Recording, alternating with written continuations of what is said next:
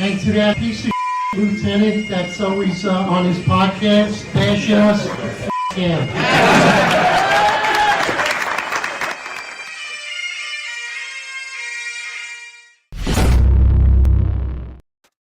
All right, attention to roll call. That's right, everybody. Good morning, brother. Live, 805 Live. What's going down, man? Listen, it's wild in the news right now in New York City. I'm rooting for Daniel Penny. I'm rooting for him. He's a Marine, Semper Fi. I think that I'm praying. I think he's going to be found not guilty. What are your thoughts? I mean, I didn't think that Donald Trump was going to be found guilty. So I don't know. I don't know when you're sitting in front of a Manhattan jury. I really don't have so much faith. I think it's a 50-50 crapshoot, dude. I don't think he should be found guilty based upon the evidence. I mean, based upon the video and the testimony, and then watching him in the witness box when he was being questioned by the detectives, I don't even think he should have been charged. So like to me, it's like I don't even know how we made it this far. And I say it often: if you get a chance to go to the Super Bowl, you could win. So there's a possibility he could be found guilty, and it's scary. And I don't know, man. I'm praying for the kid. I hope I'm praying for everybody, honestly, that it's found, because listen, it is what it is. He didn't want to murder Jordan Neely. Did Jordan Neely deserve to die on the subway that day? No, he didn't. But his actions caused what happened, and it was an unfortunate incident that happened, and it caused his death. New York City failed him. That's it. Simple as day. New York City failed him, and New York City failed. New York City also failed Daniel Penny and everybody else on the train call that day. Spot on. The bottom line is this. I think the reason why Daniel Penny will actually be found not guilty is because this is a case where people can actually relate and see themselves and say to themselves, could I be Daniel Penny? Could I be in a situation and become a good Samaritan and try to step in and help out? Because not long after that, there was an incident on the train where two persons of interest, had a mutual combative fight. And one actually deployed a knife and killed the other one. There was no charges. Immediately, self-defense was brought up. No charges at all. And I think that's far more egregious. And I understood that case. There was mutual combatants, and he defended himself.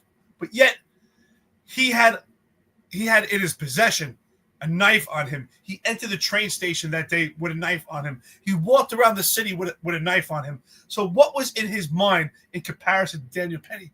When I watched that video with Daniel Penny, he applied force in a manner to stop the actions of Jordan Neely. He didn't try to hurt him. At no point did he try to deploy a strike or even a kick or try to grab him. It was just a chokehold trying to stop him.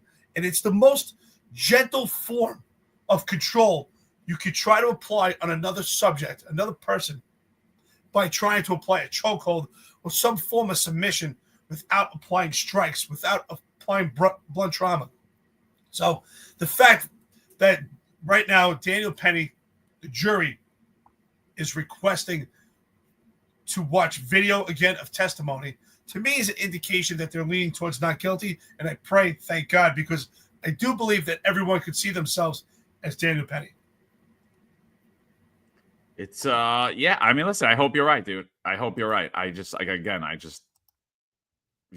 I'm just a pessimist. I don't know what it is, but I give him a 50-50 shot. I do. Again, I didn't think Donald Trump could get convicted of a drummed up charge from 1874 of someone else who put an entry in the wrong spot on a piece of paper and get convicted of 30 felonies.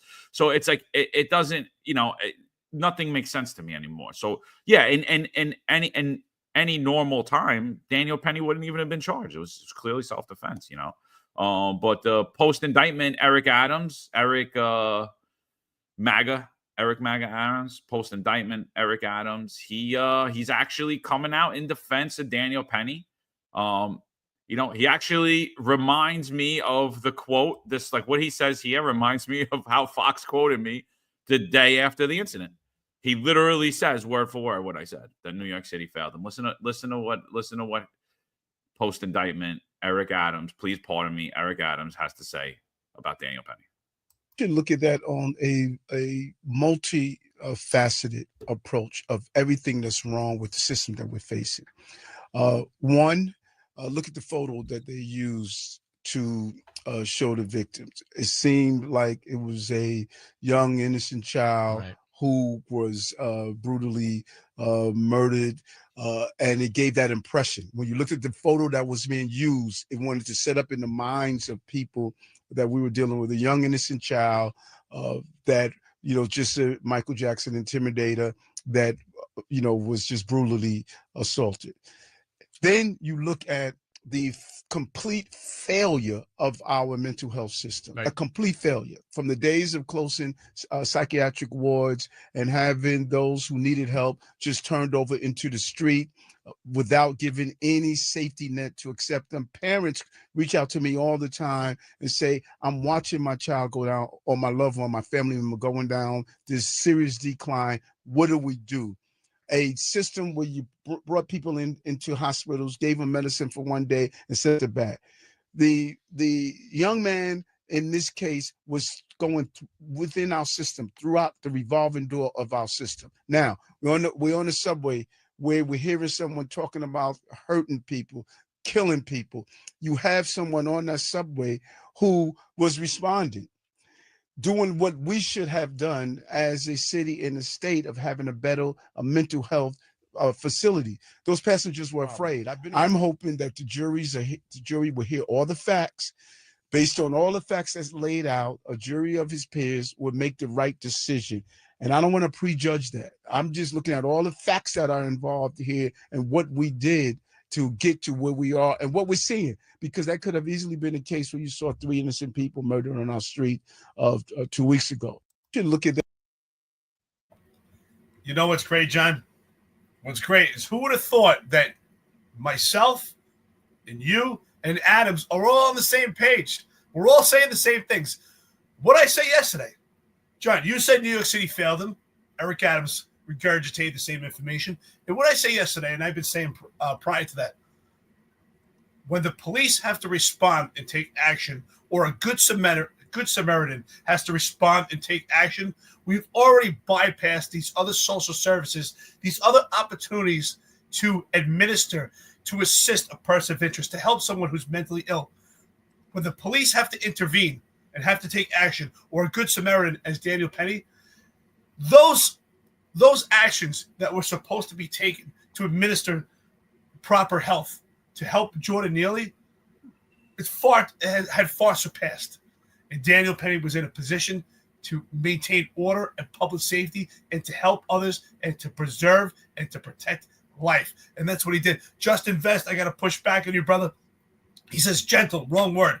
Absolutely. When you apply any type of force, it is violent. But a chokehold or a submission hold is the most gentle form of violence you can apply in comparison to blunt trauma. And that's what I'm talking about here. Is it gentle? You can see the comparison, and you can see the dichotomy where someone is trying to control another human being, or actually trying to apply force to actually apply injury. At no point does he try to cover his mouth or try to smother him. If I want to hurt someone and I'm choking them, I would try to smother them, put their hand to their face. I'm not saying I would do that, but that's what you could do. You could try to apply blunt trauma. But he put him in a chokehold, just trying to stop him. And he was assisted by 2 other persons of interest on that subway. Again, goes back to, we're only looking at the actions of Daniel Penny. Why are we not looking at the actions of Jordan Neely? Because actions administer a response, and actions administer consequences. It's unfortunate and tragic Jordan Neely lost his life, but all the opportunity to get better mental health, to get social services, were far surpassed. And Daniel Penny was in a position to protect life. And that's why I see everyone should relate to themselves as Daniel Penny. And you know what? We talked about this before, John. Timing is impeccable. It's impeccable that now we're dealing with MAGA Eric. Because thank God, and I hope, and unfortunately, our justice system is no longer blind and it's infected by politics. but hopefully Eric Adams' words could be so powerful that it infects the jury to help Daniel Penny in this situation. This should not be the demise of his life. He's on a good path right here. He served his country. He served the people of New York City that day, trying to save lives. So the jury should save his life also. Yeah. Sherry, don't worry about it. I was on the radio the other day, and I said that Eric Adams has done a 360, and I should have said 180, like you just did. I messed up too. So, yeah, he's 100. For those of you that said he's done a 180, 100%. Sherry, I said it too. I said it on national news that he's done a 360. It happens. We get confused. We're all human. But, yeah, while MAGA Eric is doing this, I think it's time to reinstate and compensate all the city workers that he illegally harmed, that he denied religious rights to, and put them back to work. We have homeless teachers, homeless cops, homeless firefighters on the streets, and their only crime was they would not bend the knee to the almighty hand of government, and they kept faith and held true. It's time to reinstate all and put them back to work. So now that we're kind of on the same page, Eric, I don't believe it's because out of the goodness of your own heart. I just don't. That's me, but maybe you could. Maybe that could be a Christmas miracle. And for the third Christmas in a row, you could get these people back and employed by New York City so that they could once again clothe, feed, and shelter themselves. You're the mayor. You did that. Let's go. You want to make it right? You want to change the last 3 years? Let's go. Look, I'm going to be honest at this point and say that I believe most of politics are phony BS anyway, and most politicians are phony themselves. There's a select few that I would say, wow, that person seems trustworthy, and what comes out of their mouth, I actually believe. So I'll tell you this at this point, I have to be honest. If I was still a New York City resident, and I still have ties to New York City, I have family there, I don't even care anymore what's in Eric Adams' heart, what he's thinking. I care at this point what he's doing and his actions. So if it takes an indictment and it takes him begging for a pardon and it takes him actually having to be self-serving to benefit the residents of New York City, so be it. Because that's what's important here. He's supposed to serve the residents of New York City. I don't trust Eric Adams. I don't trust what's in his heart. I don't trust what's in his mind. And I sure as hell don't trust what's in his wallet. But if his 180 actions are beneficial to the city, beneficial to the cops, beneficial to people like yourself and Marlon Bethel that were discarded for not taking a shot when they should still be employed by New York City, New York City's best, and so be it. If this is the version of Eric Adams that's beneficial to New York City and best for the people, then you know what? Then I support it. Yeah, I'm with you. And another person that I want to call out, New York State Attorney General Letitia James, who wants to be the mayor of New York City, apparently. Supposedly that she wants to put her name in the hat for mayor. She's in charge of the New York State Human Rights Division. She recently put out a pamphlet, not recently, pre-COVID, she put out a pamphlet about religious rights in the workplace and how you could adhere to New York State law. And that went out to all of New York State and New York City agencies. I had submitted that as part of my exemption request, accommodation request. It was immediately scrubbed from the internet upon me doing that. I had just recently released it again today on the internet. Letitia James not only turned a blind eye, was well aware what was going on. So was the New York State Division of Human Rights. They watched thousands upon thousands of people be religiously discriminated against in New York City. It's time to make it right, Letitia. If not, we're going to organize. We're going to remind everybody who you and Eric Adams are. You're tyrants who don't believe in God. You want us to bend the knee before you, and we will not do it. And we will let everyone know just in fact how many people you harmed and how many people are homeless and harmed because of your actions. So if you want to be the mayor, you want to serve the people, it's time to serve the people. That's my message to Letitia James and New York City Mayor Eric Adams. We want to play 360. Let's go.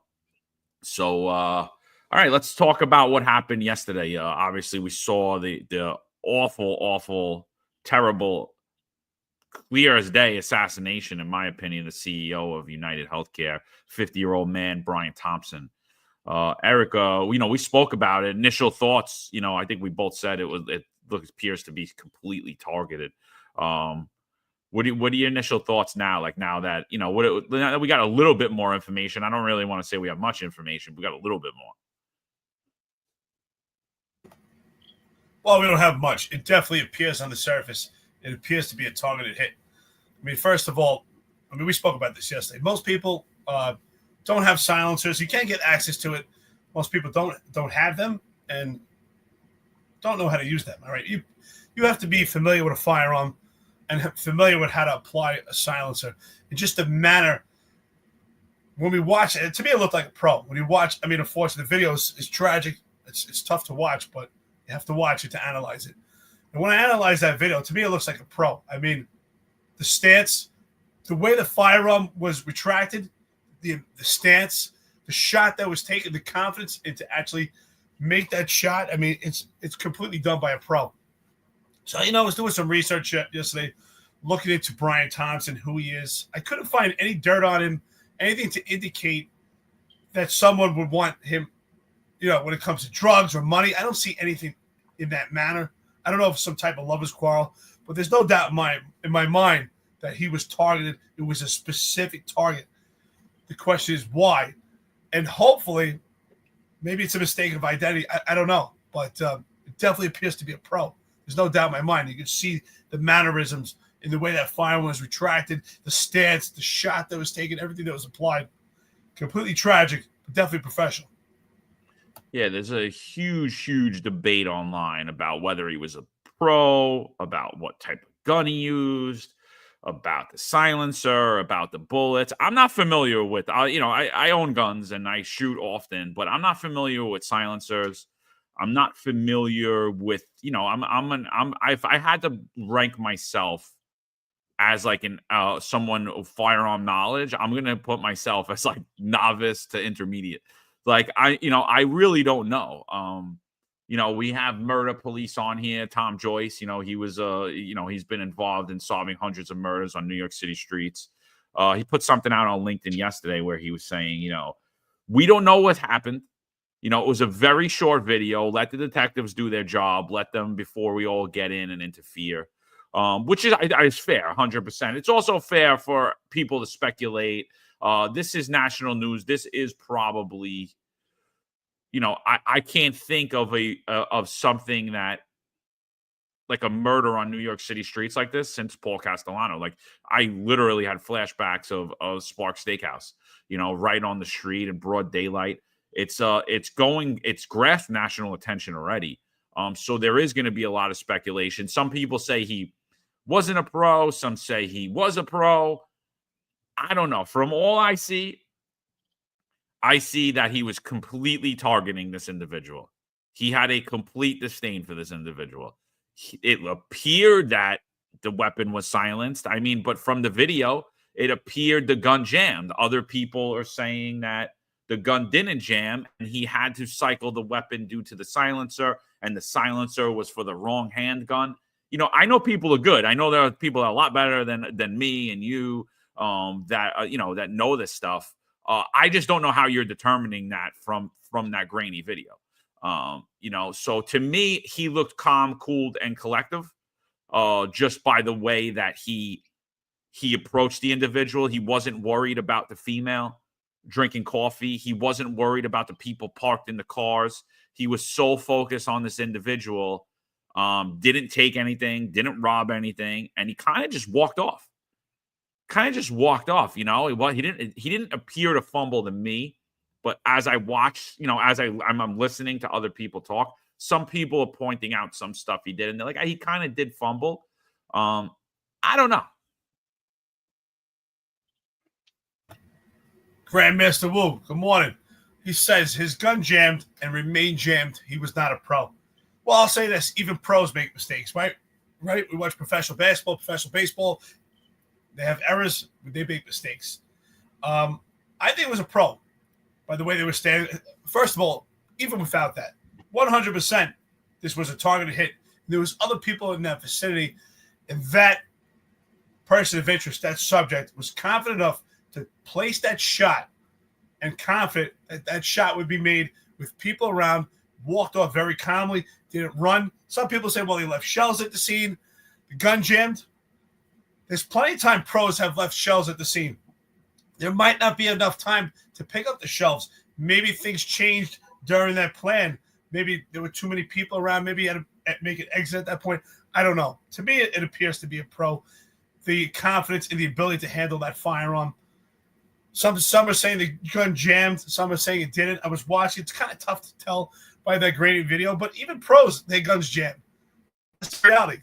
You know, I mean, we're talking about a piece of equipment, and people make mistakes. So I definitely think it's possible. But as I said, I was doing some research into Brian Thompson. It appears he's 50. It appears he was well liked.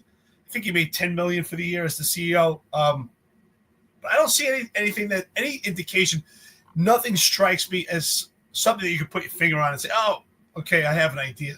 And again, you know, shout out to Tom Joyce. Absolutely, we have to let the detectives play this out. I mean, I do think they'll find out what's going on, God willing. But the bottom line is, at this point, it's all conjecture. We don't know. We could all make our inferences, and we should. We should make our inferences. We have a right to be critical. We have a right to make our observations. That's why video was out there. But again, I think it was completely targeted, and thank God it was targeted. I mean, it's tragic, but thank God it's targeted that other people were not hurt and lost their lives in the process as well. I mean, it's far worse when we have some homicidal maniac running around the entire city from west to east through the streets of New York City, uncontrollable. I mean, this is completely tragic, but thank God this person took the shot and left the scene. I mean, it's just, again, there's no way to put it. It's just tragic. Grandmaster Will says, I agree, a gun can jam. It can happen to anyone. It looked like it remained jammed up, but why do it on a cam? Well, there's cameras everywhere at this point, right? It's pretty tough to maneuver anywhere in New York City or anywhere in this country without leaving a handprint or a footprint at some point. And when I say footprint, figuratively speaking, but it's very tough to maneuver anywhere in this country right now without leaving a footprint somewhere, some indication. It's pretty tough to be a ghost right now. Yeah, I mean, listen, I think it's normal to speculate anything, right? Like, I just don't know how, people are so solid in their theories already. That's my whole thing. Like when you look at anything prolific like this, could be anything, right? Could be a lover's quarrel with his wife. She could have had a pool boy that he wants to be with her. They have all his money. They're gonna escape to the Dominican Republic. You don't know what it is, right? You got the wife. He's being probed by the DOJ for, I believe, him and a bunch of several senior executives, UnitedHealthCare. They dumped a lot of stock. I think it was like $100 million in stock. So they're being probed by that. So who knows if he was about to testify? There were rumors of that he was going to testify. I didn't see any evidence of that. That's just a rumor. So could it be someone that doesn't want him to say something? Could be that. The COVID Select Committee unleashes their report. They put a scathing report out about insurance companies and about how and about their complicity in all of these mandates and in the failures around what happened during COVID. So could it be something related to that? Somebody didn't want him to go down for something, didn't want him to talk to somebody about something. He's a CEO of a company. He could have a disgruntled employee. Healthcare, he could have denied somebody healthcare. How many people did they insure? Probably millions. I mean, the possibilities are endless. Mike Freed says that they're actually conducting a search warrant. Mike, if you see that, please let us know. I don't see that anywhere. And Mike Freed also sent this. This article just comes out by the New York Post that there was actually a message on the bullet fired by UnitedHealthCare CEO Brian Thompson's assassination, and it bears an eerie link to a book condemning insurance companies. So that's pretty. So thanks for sending that, Mike. We appreciate it. The at-large suspect who gunned down UnitedHealthCare CEO Brian Thompson outside MidTown Hotel may have left a message on the bullet he used to kill the executive Wednesday morning, according to police sources. The NYPD is investigating the possible message, which appears to include the word deny, depose, and defend engraved on live rounds, shell casings left behind by the masked assassin after he shot Thompson 50 several times at about 6:46 a.m. before fleeing, the sources says. The words are strikingly similar to a 2010 book condemning the insurance business, in which Thompson is one of the most powerful leaders. Yeah, young man. That, shame. Well, I can tell you, I've seen the capabilities of evil working for the New York City Police Department. John Sovio, we see it now. I'll never forget. And also, when we say someone's a pro, I mean, I think it's a subjective term when someone's a pro with a firearm. To me, someone who's a pro is someone who's on a mission. They have a specific target. They've practiced with that firearm, and they're actually able to carry out a specific target. To me, that would be a pro. We had when I was working at PSA 7, we had a homicide in the confines of the 4-0 right across from housing. It was on the opposite side of the street. We actually had a THV set up there. If anybody, our active or retired members know what a THV is, for anyone in outside agency, I don't know what term you use, but it's a mobile command center basically with cameras set up in a specific area because of crime trends and shootings. So right across from the THV, we caught on video, we had an adversary fire 9 shots into another gang member. And when we watched that video, it looked like a pro. The disguise, the way he walked up, so calm, cool, had a specific target, fired 9 shots, and I think he actually hit the victim about 7 times, and just walked off calmly. And by the time I retired, that case was not solved yet, so I don't know at this point. It definitely appeared to be a rival gang member. I mean, the victim was a gang member, the victim of multiple shootings, involved in shootings as a perpetrator himself, had done time. So it was every indication it was possibly everything was leading towards a rival gang member. And if so, that rival gang member walked up cool and calm. The disguise was perfect. The way he aimed the firearm, got into a stance, almost looked like a cop or military. Obviously, watched some YouTube videos or did some training, and it looked like a pro. And again, it's very subjective on what we consider what a pro is. What would you think a pro is? What is your what is your opinion on what's a pro? Someone with a firearm. Oh, I mean, that's so subjective, dude. If you have any type of training, if you used a firearm before, I would say a pro to do a hit is someone that's actually murdered someone before. If I had to actually, and that could be, let me not say murder, because there's a huge difference between murdering someone and killing someone. Let me say someone that has killed somebody before. Member of our military, police officer, somebody that has killed somebody before. But again, it could just be a deranged person, and it might just be a deranged person, and he's just not in the right head, and that's why he was so focused on him. He wasn't worried about the people. It's all conjecture. It's all this is and then there was a debate also about the city bike. Supposedly he left on a city bike, and now supposedly city bike saying there was no city bike used. So, and the city bike was never recovered. So I don't know. I know he fled into Central Park, and I specifically remember hearing how safe Central Park is now that we have drones, and I'm just shocked that the drones didn't capture him right away. Shocked.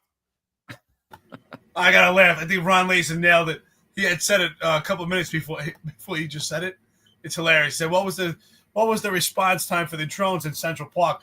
That, you know what? It's funny. It's funny you say that. It's actually hilarious, but that's a great point. What was the response time of the drones into Central Park? Because it should have been immediate. And it is funny, right? Central Park is supposed to be so safe right now. I say it all the time. Central Park and Times Square, these are the benchmark indicators for the perception and the reality of crime in New York City. And Central Park and Times Square are a mess right now. So if you don't even need to know the data. New York City is a mess as a whole. But that's a great question. Were the drones deployed? And if so, how long did it take to get there? And did it capture anything? Yeah, I mean, so and in respect to the detectives, though, I think they did a good job. Like within the first 5 hours, they had this whole blueprint that's up on the screen right now. They had that whole thing pieced together. They actually recovered a cell phone at that point. My question is, how could you get in that cell phone so quick if the Fed still can't get an Eric Adams, you know? So I was like, wonder what kind of phone it is, you know? We could probably pull DNA off of it, though. So, here's a little chart that the Post puts out, and this is basically off of the work of the NYPD detectives. And I'm sure they're working tirelessly now. I'm sure, I'm sure they're much further along than what we know about at this point, you know? The first thing that happens at 6:44, the victim's walking alone towards New York Hilton Midtown, 1335 6th Avenue. So somebody on here, and I don't remember the name, and I apologize, they said that they wouldn't do executive security for less than 110 an hour. I agree with you, my friend. I'm not doing executive security for cheap. You don't know what these guys are into. You don't know who wants to get them. You have no idea. The other question I had is, why didn't he have security with him? I mean, you're worth $10 million. You're the CEO of this company. You're getting death threats. You're going to a city that's, unfortunately, it's not the safest big city in the world anymore. And, so what do you think about that, Eric? Should he, if you were in his position, you're a CEO, you're making $10 million a year. I'm sure you could get the company to pay for it too, if you're really cheap and you don't want to spend any $10 million on security that you make a year. I'm sure you could get the company to pay for it. You are the CEO. What do you think that he didn't have security there? I was very surprised by that. So, I mean, I don't know what the benchmark is, how much you should make a year to consider having security. But when you're in a high-profile position, such as UnitedHealthCare CEO, and you deal with insurances, and you deal with some angry people, and you deal with all walks of life, absolutely he should have security. There's no doubt in my mind. Especially for the fact that he said he made approximately $10 million for the year. So, what is his net worth? I'm sure it's possibly close to $1 billion. If he made $10 million in 1 year, his net worth must be extremely substantial. What his investments are out there, the fact that he doesn't have security. Again, I did some research, and there's no indication of anything that's suspicious. He doesn't appear to be shrouded in any scandals at all. Nothing that I don't see anything coming up negative that highlights Brian Thompson. You can say, you know what, there's a bad appearance there. I don't see anything at all. He should absolutely have security, and I agree. Whoever said to make $110 an hour, it should be even more. When you're doing private security, especially for someone that's in a high-profile position like that, absolutely. He's a CEO. I'm sure he's extremely busy. He's probably constantly on the phone. His mind is probably constantly going. You're walking in a metropolis such as New York City. There's no way that your situational awareness could be zeroed in to the point that you're protecting yourself. He's completely distracted in New York City. There's no way that your situation awareness can be on point. Absolutely, he should have security. I can't believe that he doesn't. And even if the company doesn't fund it, he should pay for it himself. That's, to me, insane that he's walking without security. So that should be another indication for anyone that's out there. If you're a CEO and you're making $10 million a year, you have to have security. You can't be walking by yourself. John, I know you and I both know the perils of any city, or especially New York City right now. No way, if we made $10 million, would you be walking without security? It doesn't even matter if you're the most trained guy or you're a martial artist yourself. You only have two eyes in the front of your head. You don't have eyes in the back of your head, and you're distracted. You're in charge. You're working. Wow. Ridiculous. Wow. As we're talking about this, the Post drops an article right now. You want to hear what the title of it is? Brian Thompson's ex-security shocked. UnitedHealthCare CEO was unguarded after company's Minnesota headquarters rocked by protests. Wow. That is weird. It's weird that he didn't have any security. I mean, I find it very strange. Again, I don't think that he's paying for it. I think the company's going to pay for it, and they should. You're the CEO. People want to kill you for no reason. You know what I mean? You're blamed for every decision that's made. It's like, you did this to my mother. It's like, I don't even know what you're talking about. Well, I don't even know the situation. It's obvious that he hasn't had security for some time, right? Because if this is a pro, which I believe this is a pro, and I mean by a pro is someone that is familiar with this firearm, and actually used a firearm before and potentially actually took the life of another before in the manner that they walked in, you would assume that this was not the first time that they actually took action. You would assume if this was a pro, that there was a canvas of the area. They did dry runs. So to me, that's an indication that Brian Thompson is walking around the streets of New York without security for a period of time. I don't think this was just a fluke that he didn't have security on that day. He should have security at all times. So he probably hasn't had security for quite some time, and is probably way too more comfortable than he should be, because this person of interest, this subject on that video that took that shot, full well knew that Brian Thompson would be alone and would not have security. So to me, what happened there? I don't know. He should not be walking without security at any time, especially in that position, whether he's working or even with his family. He needs security. I'm sorry. If you're in that position and you're making that much money, but it's such a high-profile position, this is not just money made on investments. You're a CEO. You're in a high-profile position. People know who you are. You have people that are pissed off, especially when it comes to insurances. You need security.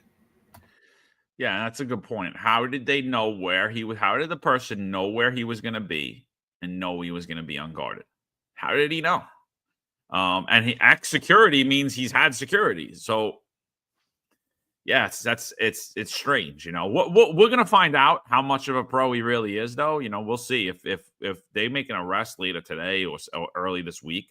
I mean, then we'll see. If this case goes into the wind for months, then we'll see. You know what I mean? Then I'm gonna say, yeah, that was a pro. Like I said, I think everyone's speculating now. Oh, the gun jammed because the silencer wasn't using the proper gun. He didn't have gloves on. I don't know how any of you people are seeing this from that video. I just don't. I don't know how you're making the determination. The video is grainy to me. It appears that he doesn't have gloves on. It appears there's a silencer on there.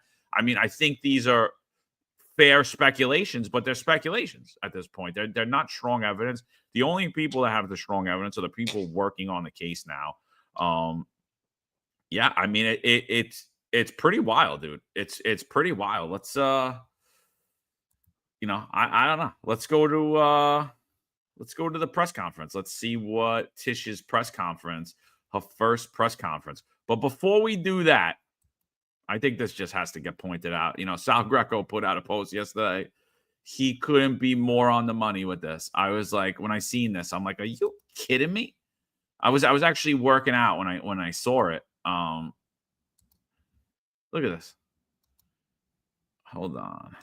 I'm going to bring this up now. So we take a murder in New York City, and now I don't really know that this is the fault of anybody, right? This was a planned, coordinated hit. I don't know what could have been done to stop this unless you knew that it was going to happen. I mean, that was crazy.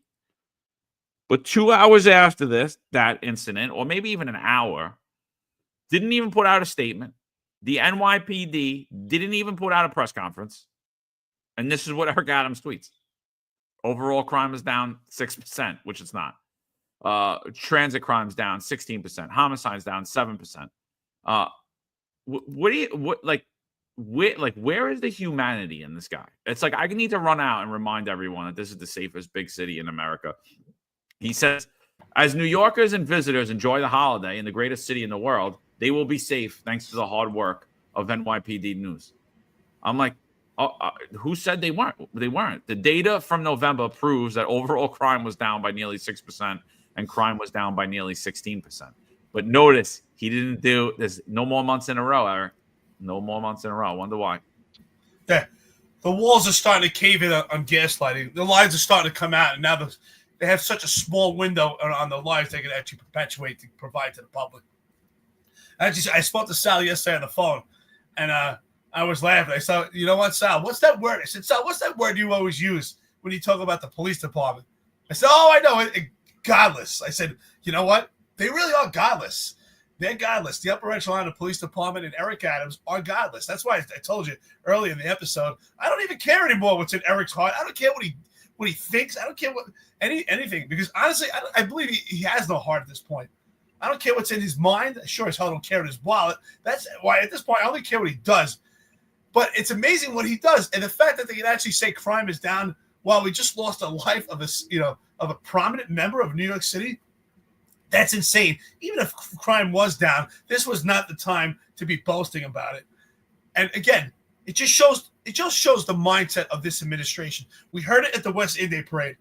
Someone that shot 5 people. It was only one nut. Then we heard, a homicidal maniac that went across from the west side of Manhattan, crossed to the east side, and took 3 innocent lives that day. And Eric Adams said, we stopped this homicidal maniac, and they used a cop and used that cop to say, look, he stopped this perpetrator. And even that's in question. And then we have a prominent member of New York City killed in a nice area, working a metropolis of New York City, the safest city in America, in close proximity to Central Park, which is the benchmark indicator for crime in New York City, is the hub for tourism along with Times Square. And you're toting about crime is down? That window is closing, Eric Adams. Sam Antar and Reza Chowdhury have done such a great job on utilizing NYPD's numbers to show that crime is not down. That window of 10 months really closed in. And again, Jessica Tisch right now, she boasted 10 months of crime down as well. And I hear people, hooting and hollering and talking about how great she is. And is she so great, or is just the bar has been so low that the fact that she actually showed presence and she had a professional press conference is why she's getting such praise and such esteem? Because other than that, we're still lying. We're still lying to the public. Absolutely. I agree. So this video comes out from Scooch. Before we get into the press conference and to what they're actually saying on the press conference, I think this really has to be highlighted here. Jessica Tisch's first press conference. There's some notable faces missing from this press conference. You could conclude who they are yourselves. And just let's see her mannerisms and her motions. I think Scooch did a great job putting this video together. Is it up on the screen? Yeah, it is. Okay. All right, let's play this video. For some preliminary details about today's tragic incident, I pass it over to our Chief of Detectives, Chief Joe Kenny. Thank you, Commissioner. All right, well, we're going to open up to a couple of questions. We're going to start off with Shimon, CNN. So it's about an hour and 20 minutes before the start of. We're still trying to identify that victim. Excuse me, that witness. Do you feel like this was a professional individual who took the man's life and also in any way tree lighting tonight?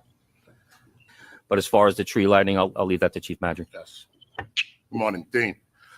Just really quick, this incident will not affect the tree lighting. That there was evidence recovered at the scene that would indicate that this was not a random event. I wonder if you could tell me what that evidence was. And by looking at the gun, it appears that there's a silencer on the gun.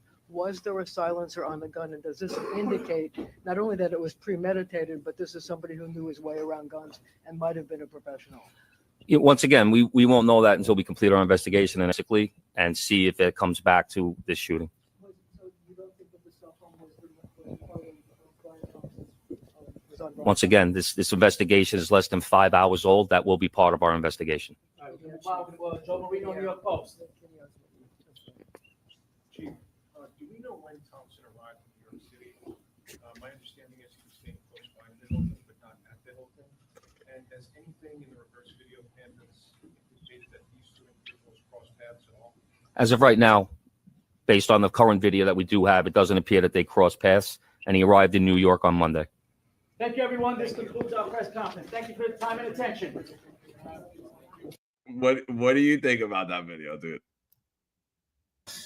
Shout out to Dave Sevilla, Scooch. Check him out on X. I mean, he's been on fire. The video he put out yesterday of us with Kaz Daughtry was hysterical. And this was spot on. I don't even think this video needs any explanation. He did such a good job with it. This video tells a story. And again, but yet she's getting so much praise right now. So much praise. Oh, look who's in charge. Really? Are we seeing the same thing? Why is she getting so much praise? I guess the bar is set just so low, and people are just so excited that Kaz Daughtry and Tariq Shepard, are the two clowns that didn't show up to the circus for the day. But other than that, are you impressed? Yeah, I am. Yeah, absolutely, I am. I'm not impressed because I think that she's a great police commissioner, or I think that she's going to help solve this. I think people are confused by that. It's the homicide detectives along with the precinct detective squad that are going to solve this murder. It doesn't matter who the police commissioner is. It could be Ed Caban. It could be Keith Chansul. It could be me. It could be Eric. It could be anybody you want to name. It doesn't matter. The people that are going to solve this crime are going to be the rank and file of the New York City Police Department. It's going to be the lieutenants, the sergeants, and the detectives that are going to put this case together. Maybe one or two bright captains or inspectors, and maybe even the chief has a little bit of say in it. But the people that are going to do the work are going to be the rank and file of the New York City Police Department. They're going to be the people that solve this murder. But I am impressed. And I'll tell you, you know what? I said I love this appointment, and watching this video, I love this appointment even more. Is she in charge, Eric? She is leading Kenny by the arm. She is looking at them like they're children and dogs. Marjorie, she's looking at Marjorie. She has them so scared, terrified. She has them terrified. This is a complete, and I'm going to say it right this time for you people, this is a complete 180 from the last two police commissioners. They have been hands off. They've let whatever happened at press conferences. They said absolutely nothing. She's literally whispering to him words and answers that she wants him to say back to the press. It's completely micromanaging. Do I think it's great? Do I think this is what we need? I don't know, but they deserve it. And it went from a complete 180. This is total different from Tom Donnellan. This is total different from Ed Caban. She is in the mix, in the front. She's the one that opens up. She's literally leading them around like children, and they are terrified. Terrified. Well, that's why I'm laughing. I said this could be short-lived, but that's why I'm laughing. I'm not impressed in the sense that, is she knowledgeable? Is she the one to take the helm? No, I don't expect her to, right? She wasn't a cop. She didn't do investigations. You know what? Did we? I wasn't a detective. But at the same token, yes, I watched it several times, and it does tell a fantastic story. But she does she grabs him by the elbow and does lead him. But is it her in charge, or is it really her family and the money that she has in charge?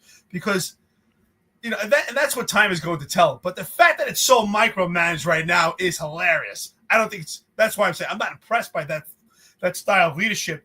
But it is necessary in the short term. It's quite interesting that Kaz Daughtry is not present there. Tariq Shepard is. But this is a far more professional press conference we have seen. But I'm not impressed in the fact that she has already lied to the public about crime being down. All right? It does appear that she's in charge right now. She's putting the right players in their positions, right? Putting Kenny, you know what? You are the guy who's supposed to give this presentation. That makes sense. Am I completely impressed by her at this point? Not yet. It is micromanaged. But I do think she's been gaslighting and lying to the public. Paying to Eric Adams. I think she's kind of balancing both. Let me pan it to Eric Adams and try to put a lid on this thing. So let's see how long this lasts. It could be short-lived, but right now everyone's walking on eggshells.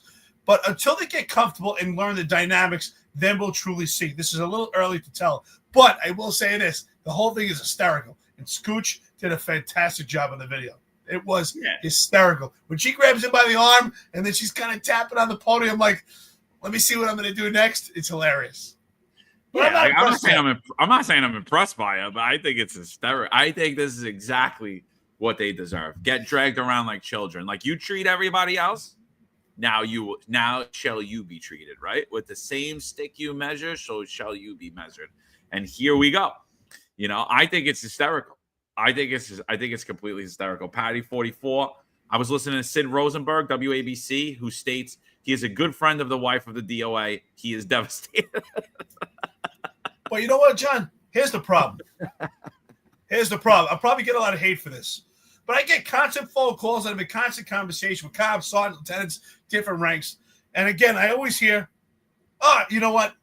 They always give me shit because I say every chief has been compromised and infected. And right here is the case in point. Because Chief Kenny and Jeffrey Marjorie know full well how you're supposed to operate and act to be professional at a press conference. Because they're doing it now. But they weren't doing it before when it was Kaz Daughtry and John Schell and them along at the dais. It was a complete mishmash. It wasn't professional. And they didn't say a word. They saw the unprofessionalism. And they never said a word and never spoke up. And you know what? Their actions speak volumes to me, and those actions speak words, because now Kenny's in the position to be professional. Now they're acting professional. Now Jeffrey Madry's acting professional. So you know what you were supposed to do. And you know what was happening with Kaz Daughtry and John Shell, Tariq Shepard. The appearance was so unprofessional. The mishmash, the way that they dismissed Tom Donlan. Whether you thought he was the best commissioner or not, or insignificant or placeholder, whatever, it was not your time to think. It was not your position. He outranked you. They didn't give him that respect. So they know full well how you're supposed to act and operate. That's why I don't exonerate them, and I blame them also. Yeah, but listen, I don't think Kenny was ever unprofessional. Rich Kentaff is saying, what's your thoughts on Kenny? He seems to have his stuff together. He does. I don't think he's ever acted unprofessional. I don't think he's acted anything out. But, like, here he's getting treated like a child.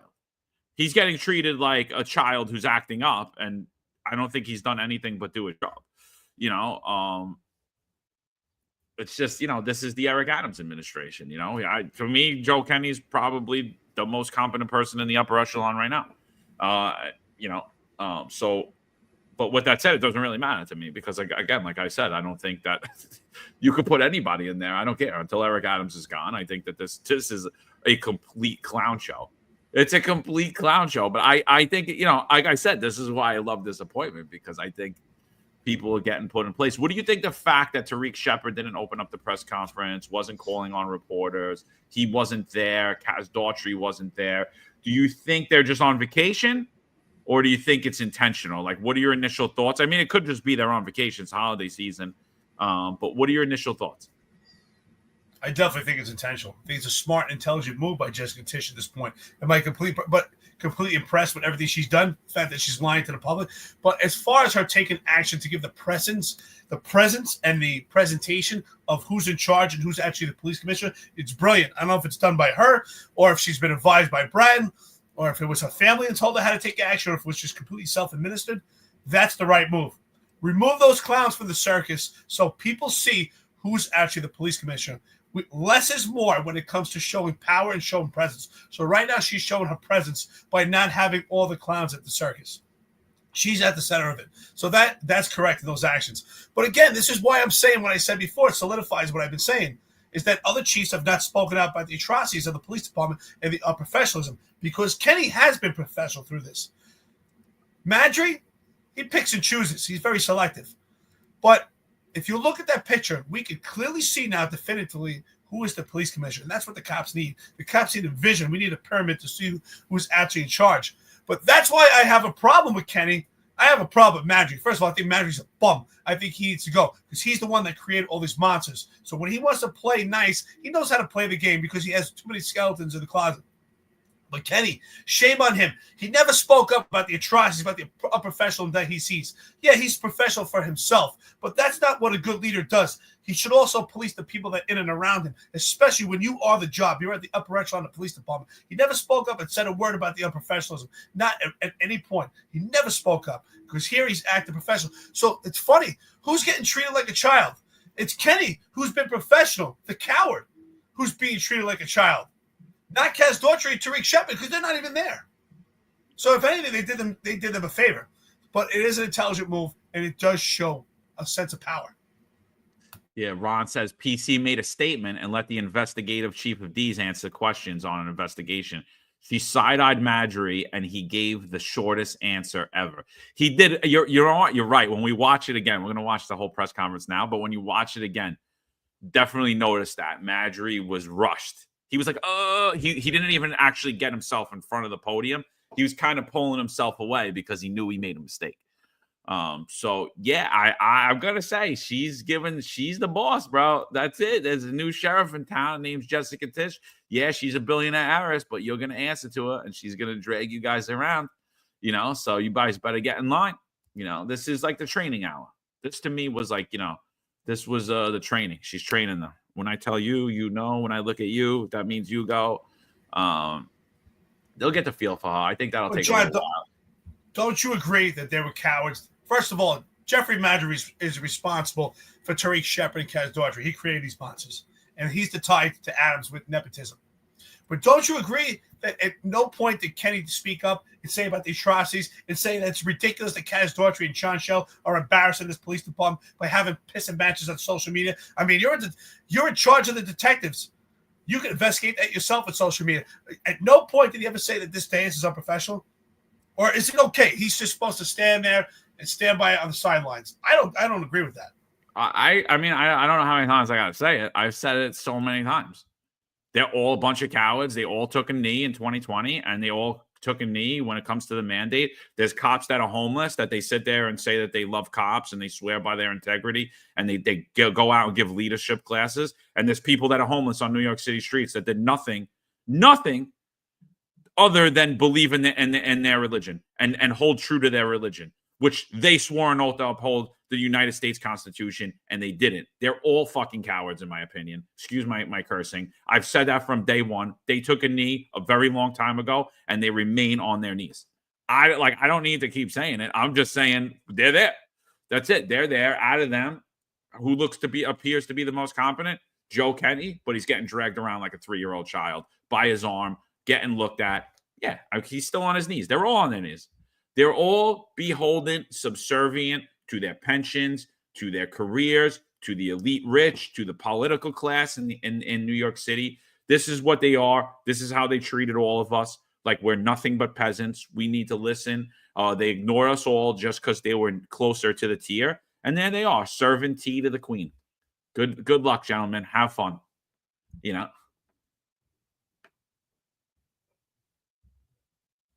You know what's interesting, John? What's interesting to me is that how things could change so quick. So it's obvious that they know that she's the one in charge. She has a lot of power behind her, and it's amazing how these guys just change their position at any. And that's why we don't know. We didn't even know. The upper echelon of the police department has to ask themselves, what type of character do they have? What type of moral principle do they have? What beliefs do they have? Do they believe in strong leadership? Because, you know, as Steven says it right here, shout out to you, brother. He said, agree, John, 100%. The knee takers disgrace the bad shield and should resign. Absolutely. Absolutely. That's why I say the upper echelon of the police department, every one of them is compromised. They're all infected, and they all need to go. They're all bums. And I say to Joe Kenny, him included, you're a bum because you're a coward and you never said a word. You allowed a mandate. You didn't say a word. You allowed unprofessionalism of the police department to disgrace the patch. You didn't say a word. And now you're getting moved like a child, and you're still not saying a word. Now you're like, okay, ma'am, no problem. But meanwhile, before, when it came to Tom Donlin, because he didn't get the same respect, Tariq Shepard shoved him because he didn't want him in a picture. And now Joe Kenny is allowing Jessica Tisch to walk him by his elbow. These guys are embarrassing. Embarrassing. That's my point to it. Embarrassing. These guys would literally, John, when you say it, walk their wives or their mothers to a gas chamber. They'll let Jessica Tisch walk them to a gas chamber right now. Whatever direction the authority is providing when it comes to the police department, with any administration, that's what these guys do. These guys have no idea who they are. They just identify with stars on their shoulder and the money in their pockets. That's all they hang on is how many stars on their shoulder do I have and what is my pension statement. That's all they care about. Yeah, that they'll never really get to enjoy anyway because they're going to retire as very old men. So it's absolutely ridiculous. Doreen says that Shepard was there. Watch the video. That's even more glaring if that's true, because why wasn't he directing the press conference? He's the Deputy Commissioner of Public Information. He's been correcting. So that's even more of a sign of things to come. I think you're going to see some people leave, dude. I really do. I think some people are going to leave. I mean, I think we might see the breaking point here. Who was saying, Ron says, I don't see any photos from the tree lighting ceremony either. You know what, Ron, I just looked when I saw your comment. I don't see it either. Kaz Daughtry's tweeting about, and I'll pull some of those up in a little while. He's tweeting the news coverage of the Rockefeller tree lighting. But, you know, normally it didn't matter what it was. If it was a funeral of a cop, if it was the worst scene ever, there was one photo that was one or maybe two photos that was always there. Kaz Daughtry standing there, directing, leading with his newly embroidered shirt that he has a newly embroidered Deputy Commissioner Operations embroidered shirt every day. Yeah, I didn't see it either. I'm telling you, bro. There's a new sheriff in town. And Pro-Eater says Tariq couldn't find his riot helmet to wear, so he couldn't be there. I tell you what, that's hilarious.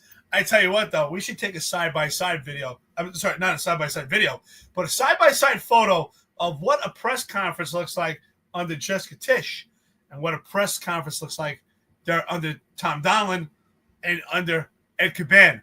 And we can see a big dichotomy. You can see a huge difference. That's the most professional press conference we've seen.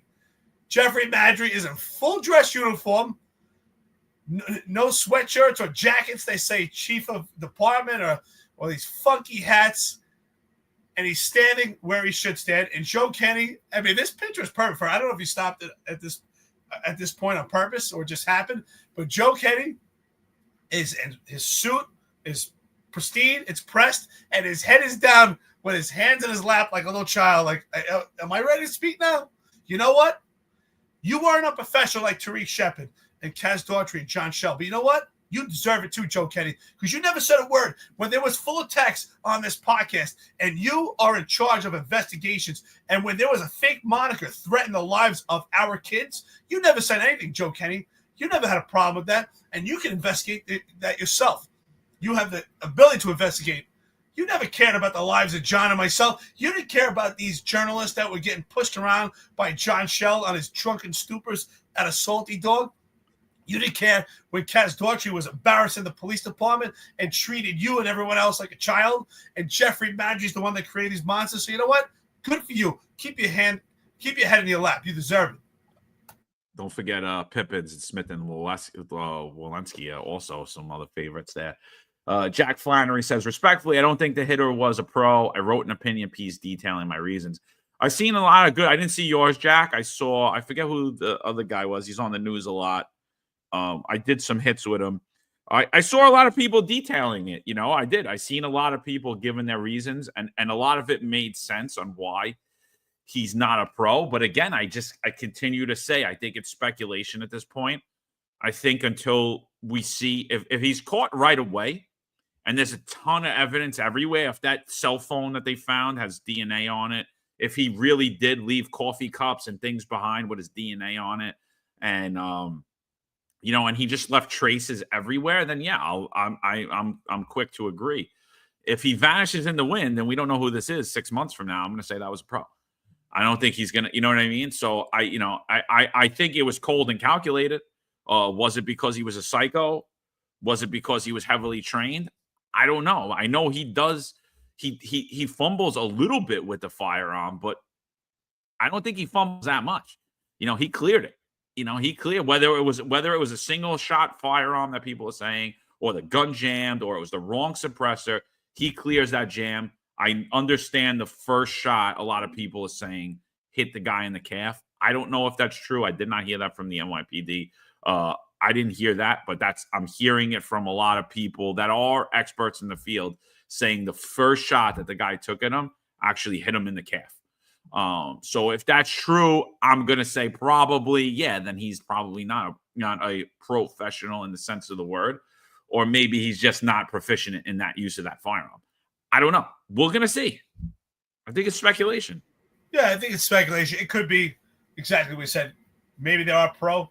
Maybe they're a pro and came from another state. Who knows? They're not familiar with New York City and nervous because they're in this metropolis in a different environment. I mean, he did come here Monday.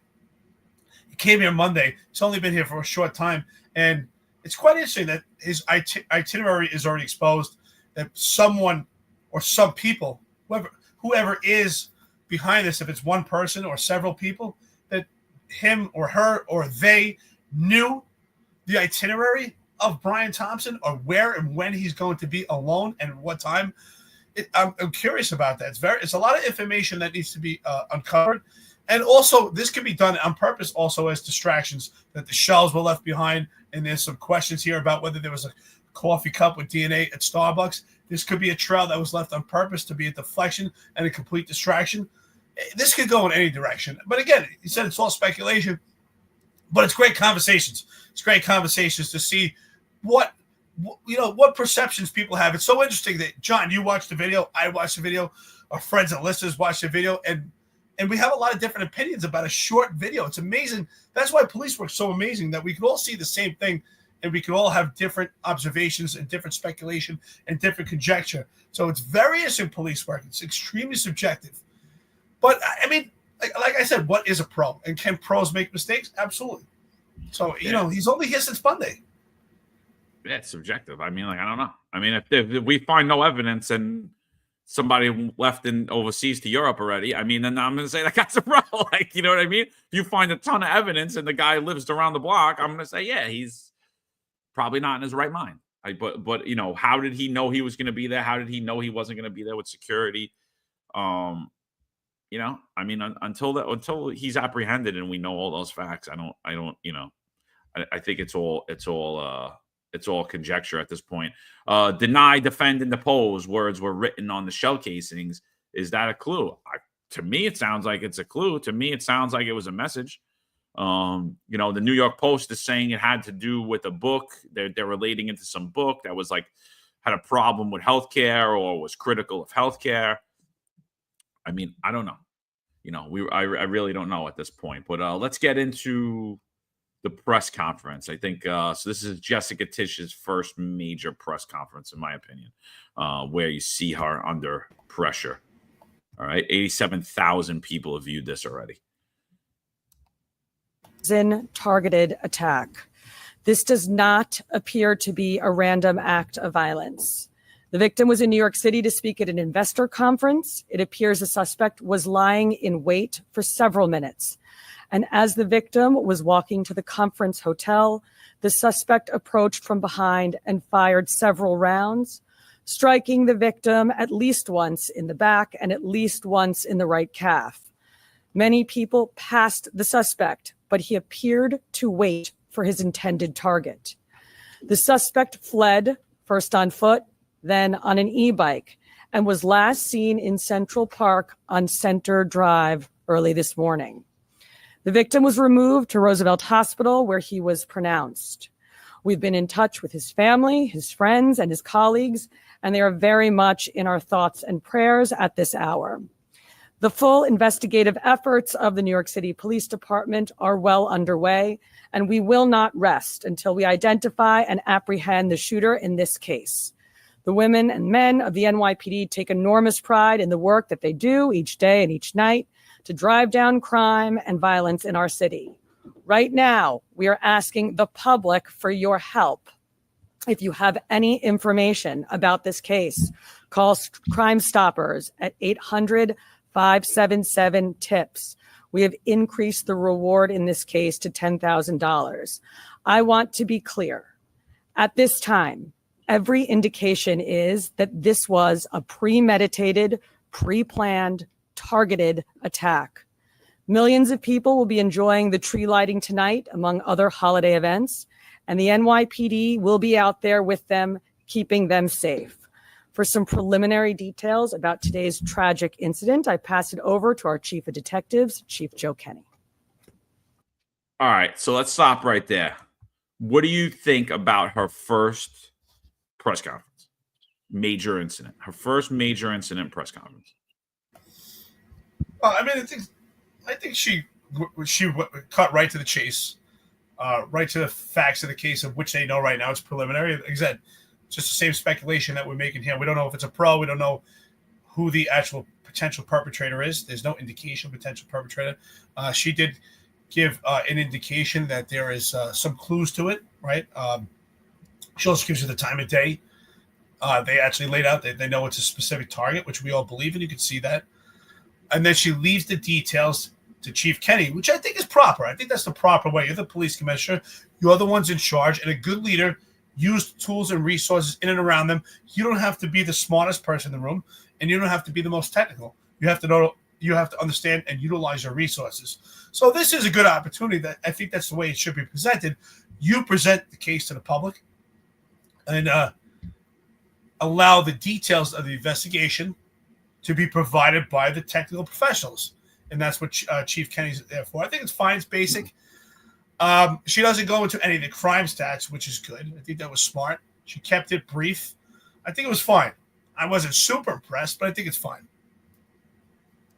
I think, I think me personally, I think she did well. I mean, I don't blame her for reading from the paper. I think I like that the police commissioner for one time was the person speaking for the NYPD. I mean, we haven't seen that since Keechant Sewell.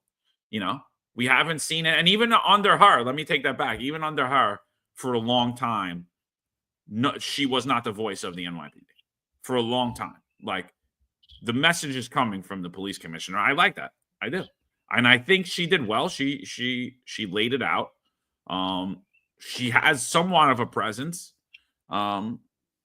It's weird that there's a billionaire heiress as the NYPD police commissioner. I'm not going to lie. I can't really get past it. At the same point, I think she did a good job. I don't think that there was anything that she should have done differently. That's a great point that you put, by the way. So I have to admit, I kind of have my biases towards Tish as actual police commissioner, because I almost feel like it's when you watch a movie. Sometimes you watch a movie and you're like, it's like watching a movie with Jennifer Lopez playing the, I forgot the movie. It's a stupid movie I saw one time. It came up on Netflix. I don't know. She's with an abused husband, and then she goes out and learns martial arts, and then she's able to like kick his butt. I'm like, it's just not believable. The character, the role. So I have to admit, this is not believable. It's not believable that she is in such a position of power on her own. It's obvious that she has a strong backing by her family and former Commissioner Bratton. She has the right people in her corner. And I don't think it's necessarily her. It's this whole stem of support system that she has behind her. Again, it's hard to it's hard to watch. We have this billionaire heiress with no police experience, who's so in charge and so much in power. It's just hard to believe. As time goes on, I guess it's more believable. Yeah, she's given a professional presence, but you know what, John? I mean, we could take intelligent people to say, hey, listen, here's your script. Go stand at the podium and read this. I think her first true test is going to be the case right now with the Civilian Complaint Review Board is trying to terminate a police officer for taking action by shooting a knife-wielding maniac, and the CCRB is asking for the termination of that police officer. Her actions in response to that case will be her first true test. I don't think this is a true testament of her ability. I think this is she stripped away the clowns from the circus, so it's a better appearance. That's a great start. But her ability to actually be a commissioner, that will be her first test. I agree. I think that's a fair point. She's just getting the information and giving it to us. I agree. This isn't really a test. This is just her first public speaking under pressure in a high-profile event. I agree with you. Until you actually have to make a decision and push back at something, you haven't really done anything yet. I look at her. I'm looking at Tish, and I'm just looking into the future, and I'm going to say that not this mayoral run, this mayoral election, but I think in the next one, you're going to see a billionaire heiress run for mayor in New York City. And that's just what I'm seeing. I'm seeing a complete political run set up. I was the commissioner of sanitation. I was the commissioner of the NYPD. And now I'm going to be the mayor in New York City. I think she does have a strong sense of service, and she wants to lead the city, and she wants to be involved in city government. I think that is her clear next move. And that is why she is now standing up there. I think this is, you're going to see a mayoral Tish run, and you're going to see a lot of people get behind her, all sides. She might even have a stronger campaign, a stronger turnout, and win by a larger margin than Eric Adams, dependent on the climate in New York City, how much New York City can further decline under this administration. So, all right, let's go further into the press conference. So here comes Penny. Penny's up now. I don't know if she leads him by the arm yet. Thank you, Commissioner. The information I'm about to give you is preliminary as our investigation is continuing. This morning at 6:46 a.m., patrol officers from MidTown North Precinct responded to a 911 call of a person shot in front of the Hilton Hotel located at 1335 Avenue of the Americas. This is between West 53rd Street and West 54th Street. At 6:48 a.m., officers arrive and find the victim, Brian R. Thompson, a 50-year-old male, on the sidewalk in front of the Hilton with gunshot wounds to his back and leg. Mr. Thompson was removed by EMS to Roosevelt Hospital, where he was pronounced dead at 7:12 a.m. Mr. Thompson is the CEO of UnitedHealthCare and resides in Minnesota. Detectives from Night Watch, MidTown North Detective Squad, and Manhattan South Homicide responded to the scene and began their investigation. What we know is that the shooter arrived at the location on foot about 5 minutes prior to the victim's arrival. He stands alongside the building line as numerous other people and pedestrians pass him by. From video, we see at 6:44 a.m., the victim is walking alone towards the Hilton after exiting his hotel across the street. We believe the victim was headed to the Hilton Hotel to attend the United Health Group Investors Conference that was scheduled to start at 8 a.m. The shooter appears to be a light-skinned male. He's wearing a light brown or cream-colored jacket, a black face mask, black and white sneakers, and a very distinctive gray backpack. The shooter steps onto the sidewalk from behind the car. He ignores numerous other pedestrians, approaches the victim from behind, and shoots him in the back. The shooter then walks toward the victim and continues to shoot. It appears that the gun malfunctions as he clears the jam and begins to fire again. The shooter then flees on foot northbound into an alleyway between 54th Street and 55th Street. Once at West 55th Street, the shooter continues to walk westbound on Avenue of the Americas, where he gets onto an electric e-city bike and rides northbound on the Avenue of Americas towards Central Park, where at 6:48 a.m., we have the shooter riding this bike into Central Park at Center Drive. At the scene, we recover 3 live 9mm rounds and 3 discharged 9mm shell casings. The motive for this murder currently is unknown, but based on the evidence we have so far, it does appear that the victim was specifically targeted. But at this point, we do not know why. This does not appear to be a random act of violence. We are seeking information from the public to help identify the shooter. As the commissioner said, we have upped the reward up to $10,000 for information. You're urged to contact Crime Stoppers at 1-800-577-TIPS. All information will be kept anonymous. Thank you very much. All right, well, we're going to open up to a couple of questions. We're going to start off with Shimon, CNN. So it's about an hour and 20 minutes before the start of the conference. Is there any indication that he was going to meet someone? Because it's pretty early. Is he on his way to meet someone there at the conference? He leaves the hotel dressed like he's going to be attending the conference. We're working with his coworkers and other people that he planned on attending the conference with to get that information. But as of right now, he's in charge of the conference. So we believe he was getting there to help set up. Just the city bike. Do we know where that city bike is now? Does he dock it or does he keep riding it? We're still tracking video. The last we see with him on that bike is in Central Park. Is there a way to track that bike? There are GPSs on those bikes. We'll be working with the company. We're going to move over to NJ Burkett. Chief, were any words exchanged? If so, what were the words? And I'm told a cell phone was recovered in an alleyway on his escape route. Does that appear to be connected to the subject? We're working through that cell phone. Obviously, we'll be processing it forensically. And as far as words being exchanged, we do not have audio of the incident. We only have the regular video. Nothing. Well, there was one witness standing right next to the victim when he was shot. We're still trying to identify that victim. Excuse me, that witness. We're going to go over to Aaron Katursky. Thank you.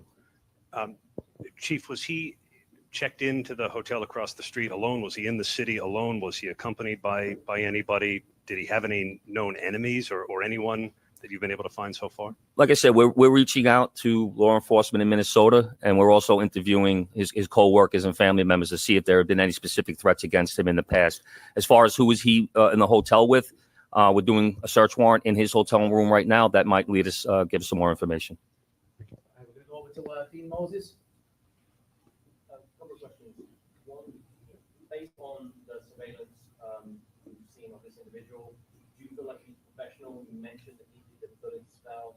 Do you feel like this was a professional individual who took this man's life? And also, will it affect in any way the tree line tonight? I'll answer the part about whether or not he's a professional. That we have no way of knowing that.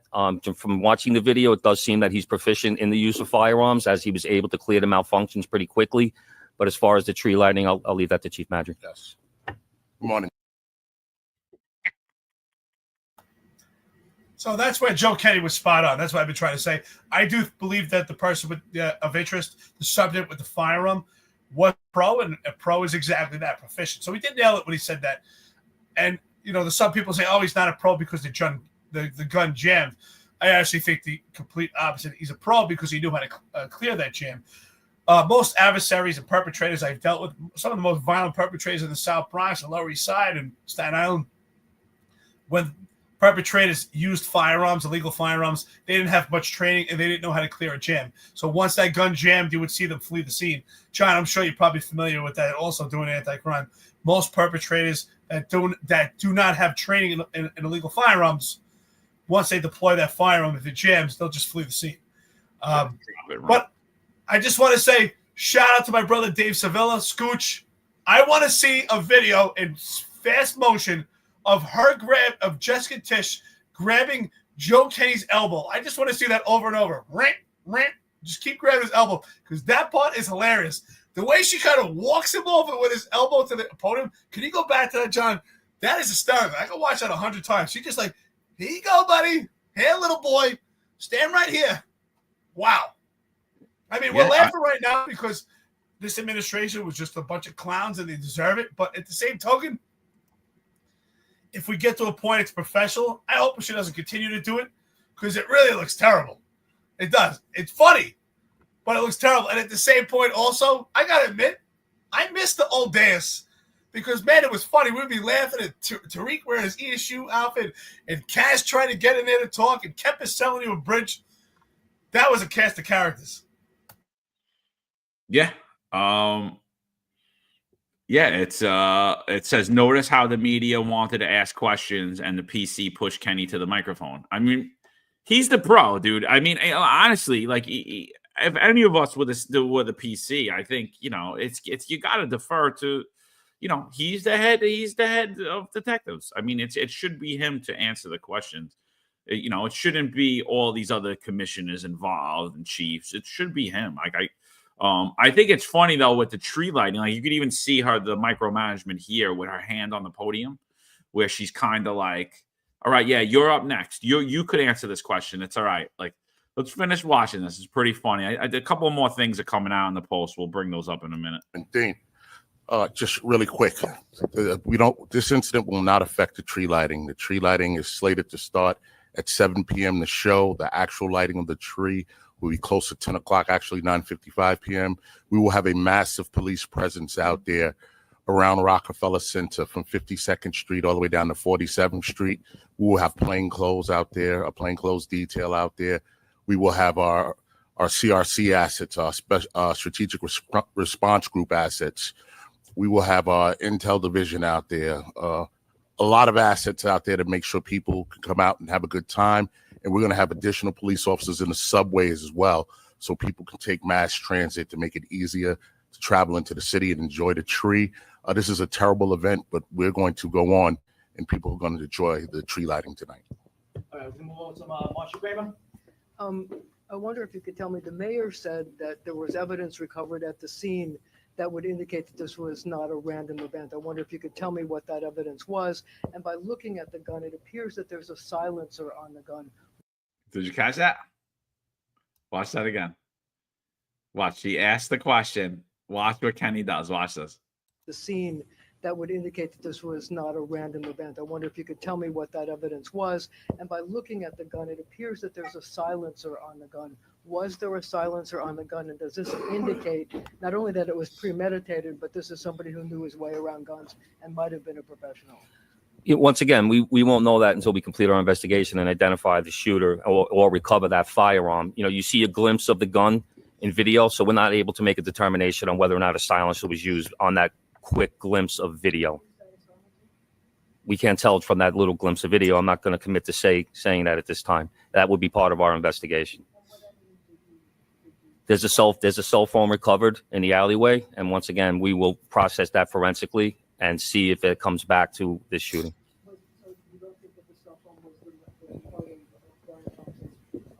Once again, this investigation is less than 5 hours old. That will be part of our investigation.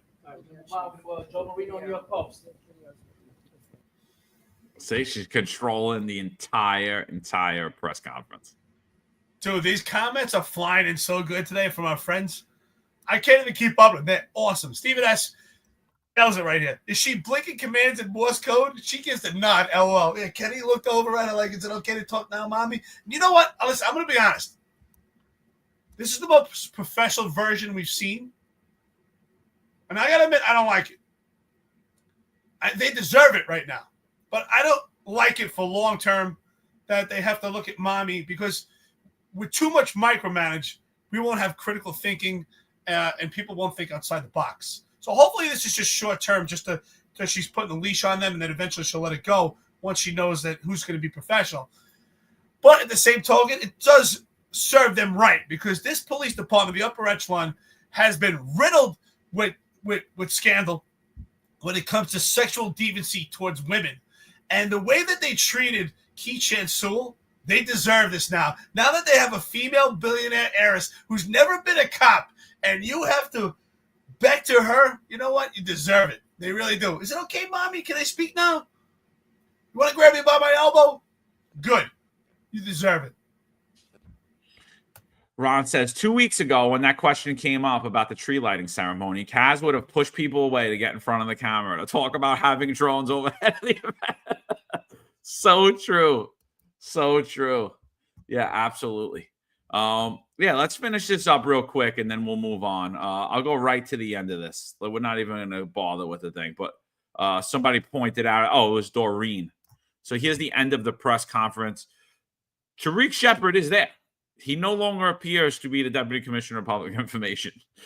I want you to watch this closely. So we're pulling video from numerous locations, numerous sources, and we have him on our timeline walking. And what we're very fortunate is he has that very distinctive gray backpack on.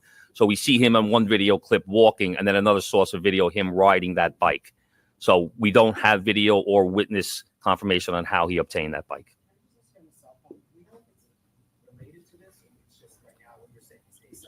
A cell phone was recovered. We will confirm that later on down if we, do our forensic examination. Thank you, everyone. This concludes our press conference. Thank you for your time and attention.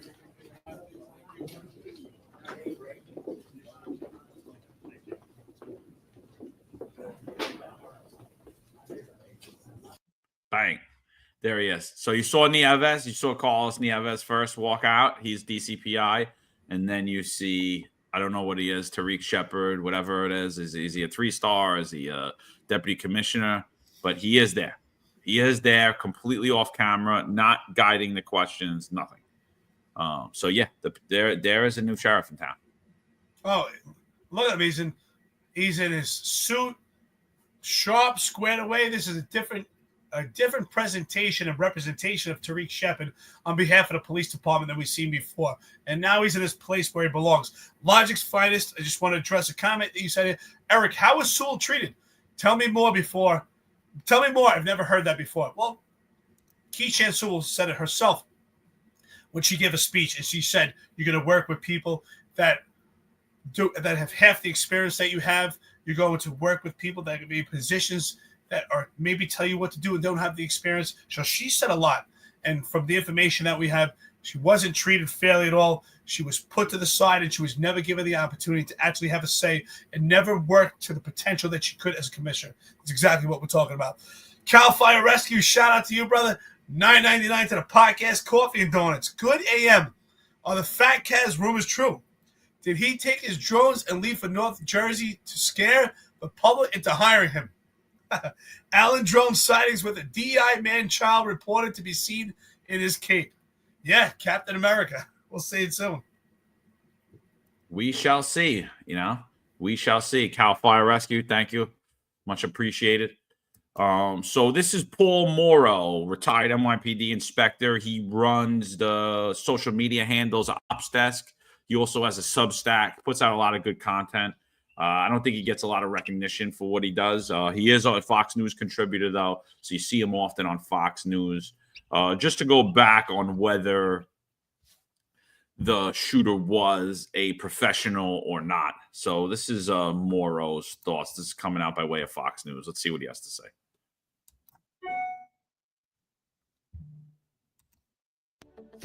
And of course, it doesn't. Hi, I'm Phil, of course. All right, hold on. Well, I'm going to get this to play. But yeah, Paul does great work. He always puts out an analysis. he's definitely a good watch and a good read. I would definitely check him out at Ops Desk. So, look, the speculation is that, it's a hitman, it's a professional killer and all this other stuff. I would just hesitate on that and tell people to just be mindful of the fact that professional hitmen primarily exist in the movies. They don't really exist. That doesn't mean it wasn't a murder for hire. Those things do happen. The idea that this is a quote unquote professional shooter, I am skeptical of. And there's a couple of reasons for that. First of all, he fires from whatever it is, 5-6 yards away. He could have gotten a lot closer. And we know that at least some of his shots missed. And in fact, one of the shots that does hits the victim in the leg. Not very professional. He also has some trouble with the gun. Now, he looks like he's got either a very long barrel or a silencer. Silencers are de facto illegal, and they're very, very hard to come by. So a lot of them are homemade. That said, could just be a long barrel gun. There are guns like that, and they're designed to suppress the sound, these long barrel guns. There are also add-on features that you can add to keep the slide of a semi-automatic gun from racking. And what does that mean? That means that after you shoot, you then have to rack the slide of the gun in order to shoot again. He does that in the video, which argues that he may have modified the gun, because these are sort of aftermarket things that you can add to the gun. So what I would say is it's somebody with a familiarity with guns, and particularly this gun. Looks to be a rare type of gun, and that's a data point that the police can chase down. But in terms of it being a professional hitman that's hired from some organized crime outfit or something like that, I'm skeptical. Doesn't mean it can't happen, but I'm skeptical. Well, I would say that there's no indication that he had any help. That doesn't mean that he didn't. And like I said, it doesn't mean that it wasn't a murder for hire. One of the things we should remember is another data point, which is that the likelihood of stranger on stranger killings in anywhere in America, but including New York City, they're very, very rare. Even in a place the size of New York City, where you have hundreds of homicides every year, the instances of stranger on stranger are exceedingly small, like single digits. So the odds cut very much against the idea that this was random. It probably was targeted. And so as a result of that, you're going to look very hard at the victim's life. And you are going to look at people who are now taking victory laps, because maybe the person who did it is proud of having done it because an insurance claim was denied, or, something like that, to go to the sort of obvious motive. What do you think about what Paul had to say? I think he's spot on, except for the fact where he said that the silencer is hard to come by. That's actually not true. It's actually much easier to get silencers than people think. Other than that, he's pretty much spot on. And when we say professional, we don't mean in a sense like you see, these movies where someone goes around and they take lives. I mean, this is, not like the old Iceman. Iceman, if you ever seen the history of Iceman, he was a professional hitman. So there are professional hitmen. That part I don't agree with. There definitely are professional hitmen in crews, in different mafias. I guess you're not saying in the way that he thinks that, they just go and get someone in the head and walk away. But there are professional hitmen. And again, it's subjective of what we think a professional is on their abilities. People do make mistakes. Again, I do think this is a professional, someone that is actually proficient in that firearm. You have to have confidence to actually use a firearm along with a silencer and be able to rack it and be able to clear a jam. There's a lot of factors in there. Lone Silencer puts up The Professional, one of the greatest movies ever. Yeah, that's a great movie. Speaking of professional, right? That's a professional hitman. It's definitely out there. Movies are based on it because movies get their stories from real life. Do they embellish stories? Yes. But I definitely believe that there are actual hitmen out there. Is this a hitman? I don't know. But it appears to be, because we hear this constantly about this potential problem with the insurance, something not getting covered along with the bullets. So it appears that the conjecture is that's the reason for this at this point, because there's nothing to indicate that there's any spoils in his life at this time to indicate that he's having some type of lover's quarrel. But he is accurate that when it comes to these type of investigations, I'm sure Tom Joyce could actually reflect on that, also piggyback on that. You have to look at the victim's life, and that's why they go into, which is called a victimology. They'll find out if the victim is ever arrested. Is he involved in any lawsuits? Does he have any issues with any domestic issues with a former wife?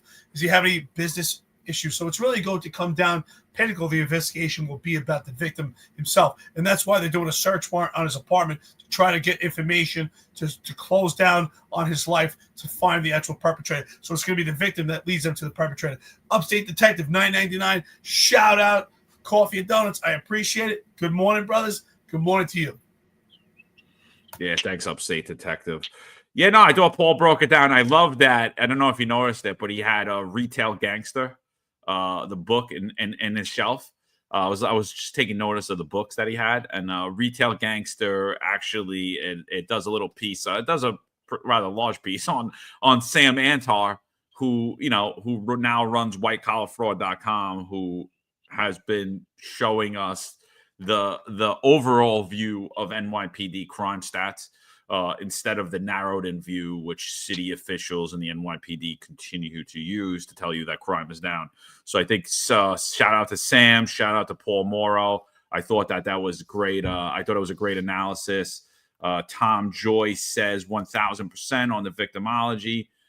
Yeah, and I think I think maybe like the word, like we keep saying it, like it's subjective what's professional, because he does a better job of narrowing it down. Paul, what he says is he's like, he could be a hired hitman, but that doesn't mean necessarily he's a professional killer, right? And like when you tell me, is it a professional? If you asked me, if you paid me money, that's a professional. He could be sloppy and he's not really good at his job.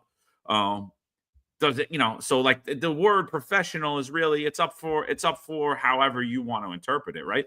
You take an NYPD cop, you would get a schlep that he puts his uniform on, he drives around, wastes gas for 8 hours, doesn't help anyone, wouldn't piss on you on fire. And then you could get a guy who's out there tracking down this guy.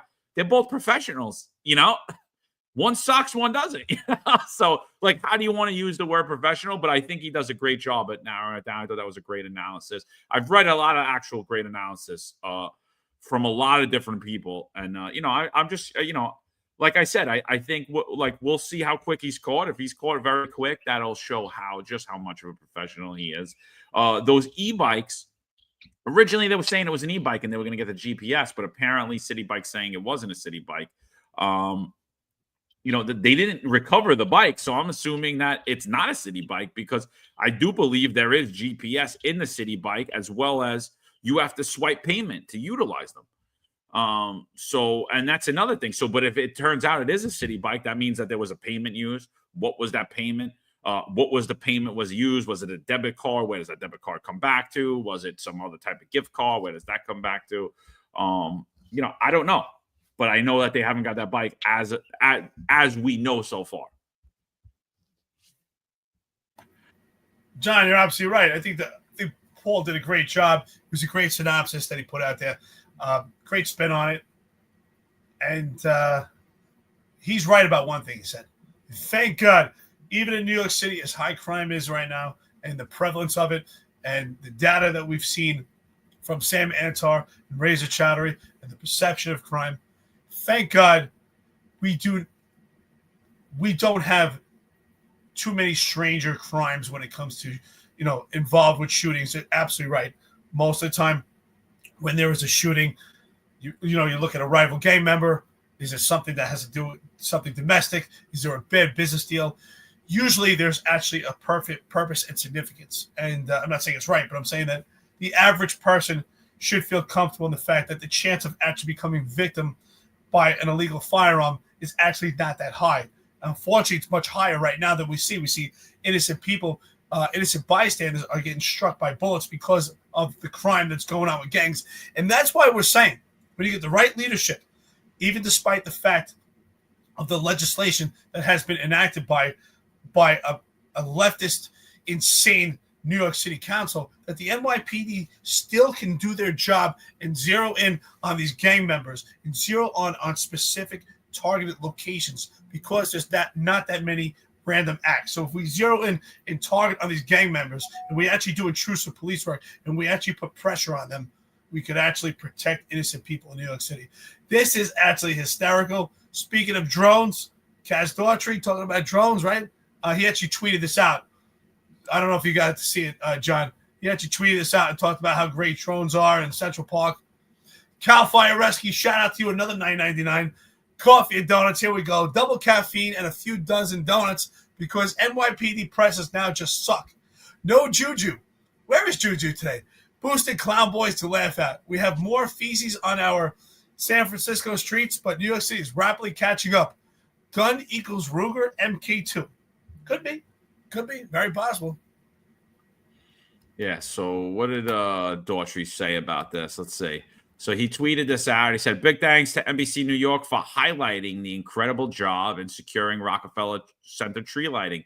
Drones played a crucial role as the eyes in the sky, supporting your officers on the ground who are dutifully endured the cold to ensure a safe, memorable event for all. So let's see. This was, I guess, this was his moment of jumping in front of the camera because he couldn't. I don't know if he's in the camera. Let's see. Let's watch it. I didn't watch this. The tree experience. And actually, I got to tell you, they're still dispersing tonight, even blocks away from Rockefeller Center. Traffic is actually just now starting to move through the area because the NYPD had this entire area shut down. Getting close to the Rockefeller Center tree tonight was not an easy task. Folks who wanted to view the show had to get through security first. Everyone had to be wanded before entering the area past 6th Avenue. The NYPD making sure the lighting was as safe as can be. But the goal is to have people come out and be safe, and the NYPD will do that. From aviation in the air to a subway cops below, the cops in the street now, all our assets are out right now. They even put drones in the air to monitor the crowds and be on the lookout for protesters. We got 5 teams that are up. Our drones are strategically placed throughout the Rockefeller Center area, and they're also monitoring the crowds to make sure there's no anomalies in the crowd. Going forward, navigating Midtown will likely still be a challenge as Rockefeller Center gets clogged up every year. When you plan your trip, it's important to note the lights on the tree will not be on 24/7. The tree is lit daily from 5 a.m. to midnight. Then lights go off, with one exception, Christmas Eve, when they will be on for 24 hours. On New Year's Eve, however, the tree will only stay lit until 9 p.m. You can view the tree from 49th Street or 50th Street between 6th and 5th Avenues, or for a classic picture by the Angels, you can go to 5th Avenue across the street from Saks. And we're back to our normal program, except, we got the stars of the show. Thank God. Thank you, Kaz. Thank you, John Show. I love the content. But did you notice what Kaz Daughtry was wearing under his jacket? Did you notice? I didn't know. Shirt and tie. He's in a dress. He's wearing a suit. He's back as a civilian. If you go back and look at it, he's wearing a suit underneath his Kaz Daughtry jacket. He's got a suit and a tie. Looking professional as a civilian. I wonder if he had a gun belt on. I couldn't see in that jacket underneath. Probably just a pancake hose. I don't know. It looks like Jessica Tisch has a strong leash. Her family, and Commissioner Bratton. So for that, listen, right now they need a tight leash. So we'll see. We'll see if John Shell will be headed to 233 Broadway. I see he's got his hat on. He's all squared away, trying to tuck in his fat triple neck. Probably the best representation I've seen him. Shout out to Patrick Donahue, by the way. This is hilarious. John, you know right away what show he's talking about. There is a report on the internet who states that the person of interest. Hold on, I just lost this comment here. These things are flying in. There's a report on the internet who states that the person of interest on the video spoke with a heavy civilian accent when he ordered his latte. And the barista, hold on. The barista further states he gave the name Furio for his order. Sopranos is an awesome show. Patrick Donahue, shout out to you, brother. Yeah, that's funny. That's when Paulie Walnuts was mad that they stole his culture. This is ours. He was mad. It was supposed to be, I think it was supposed to be Starbucks, like the coffee shops that they were in, and they were mad about it. It was funny. That was actually a good show. I never watched that show until recently, and I was like, wow, it was a really well-written show. I thought it would just be like some mope show, but it really went into like the human psychology, a lot of different things. It was a really well-written show, really well-acted show. We did a space recently with Drea DiMatteo. She longtime liberal, red-pilled. maybe a little bit on the conspiracy theorist side, but I think we got along. She was kind of right up my alley. Yeah, I was actually shocked by it. But you know what else I was shocked by about Drea DiMatteo is she kind of doesn't have that. I thought she was like a Brooklyn, Jersey girl, right? Like, you know, you get the tough girl accent, like when she played what was her character on The Sopranos? Whatever she played on The Sopranos. But she really sounds like a Valley girl. I was kind of shocked by that. I was like, wow. I was like, I totally picture you sound totally different. Yeah. Awesome show. But I'm surprised that you didn't watch it when it came out, especially being Italian. But I think, well, Sopranos is definitely the first of its kind to create this whole genre. All these other shows that you see right now, these big time series, they all step for Sopranos. Sopranos was the first of its kind. Then you got The Wire, you got Breaking Bad. All these shows came out that style because of Sopranos. It was definitely the first of its kind. It was an outstanding show. It really goes into like more, not just about mafia, but the mindset, family. It talks about everything. Awesome show. I know a lot of people were disappointed with the ending, but the ending was kind of spot on when you think about it, right? That was it. It looks like you meant it to, you know, that Tony meets his demise in it. Patrick Donahue says that it was curious as to why the CEO of Manhattan North or a rep from PBMS were not present at the press conference, possibly absent due to allegations of both entities being tied into the Fed probes. Or they could have been scraping window tint. We don't know. We just don't know. You know, we just don't know. Do you think on the Jessica Tish that they'll be scraping window tint? Yeah. Do you think Tariq Shepard would push and shove Jessica Tish if she couldn't get a picture? Yeah. There is a different dynamic here. Yeah. So all right. So listen, we're about to hit 2 hours. Tomorrow we're gonna do what we like to call it, a movie review. I guess we're gonna do a movie review of on The Friday. Departed. We never did one before, so we really don't know the format. So we're just gonna go 4 scenes each, favorite characters, talk a little bit about the characters. If any of you guys have any scenes you want to bring up, just come watch it. You know, come join in the chat with us. I'll try to get some photos together. I can't play the video, obviously, because some of our friends will report us immediately and we'll get taken down. Scooch should be making more videos. So here we go. We'll get some still photos of the scenes and stuff. Anybody has any scenes you want to bring up, just bring it up on here, whatever. If you want to join us, we're just going to do a little fun Friday, break away from all of the craziness that's going on in New York. If something vital happens, obviously, maybe we'll do another podcast after. But tomorrow, we're just going to do a movie watch. So, yeah, if you have anything, let us know. I think it'll be fun. I like The Departed. I think it was a great movie. And, yeah, so we're going to do like 4 scenes each. We'll talk about some characters and anything else you could know. I never really did this before, but I'm actually excited to do it because it's fun. It's different. It's something that's, kind of out of our wheelhouse, I think.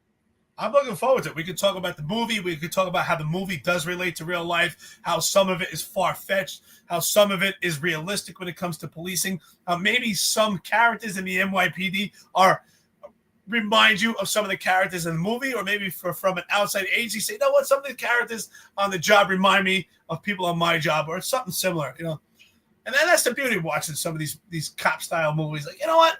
I've had a guy like that on my job. And then they make fun about it. But one thing is sure, if you like or you don't like Alec Baldwin, that is his best performance. It's hysterical, but a great movie.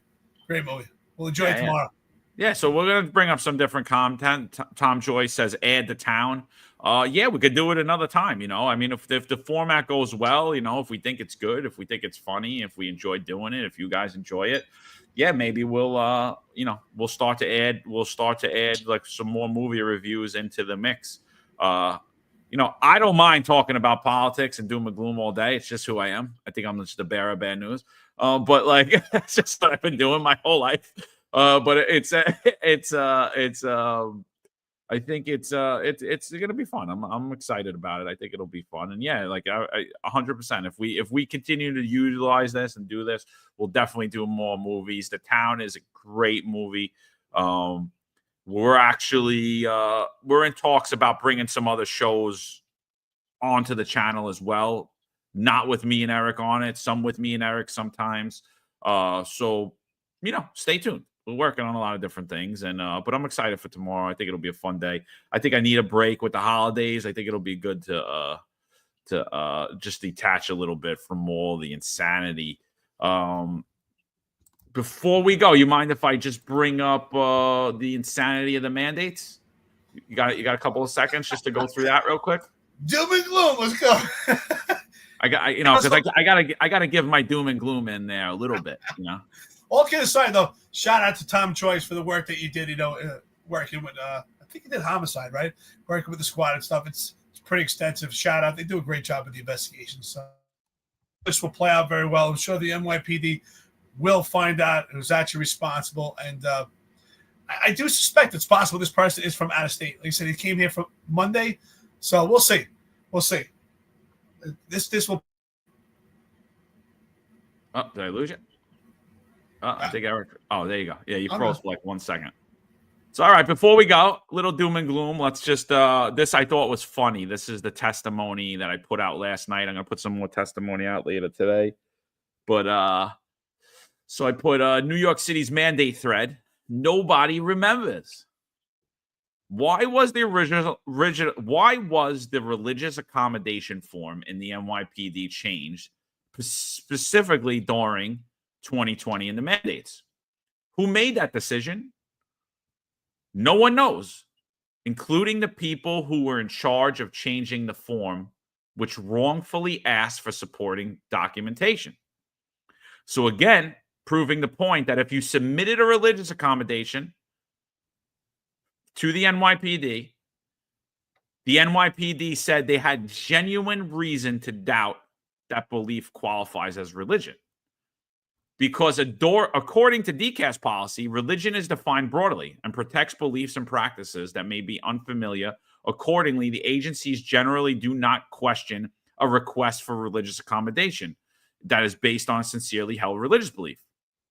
However, if the agency has a genuine reason to believe to doubt the belief qualifies as religious, as defined in Section 2B, protected basis defined sincerely held, for example, their request engages in conduct that is inconsistent with the belief or practice, the agency may make a limited inquiry, including asking for supportive documentations.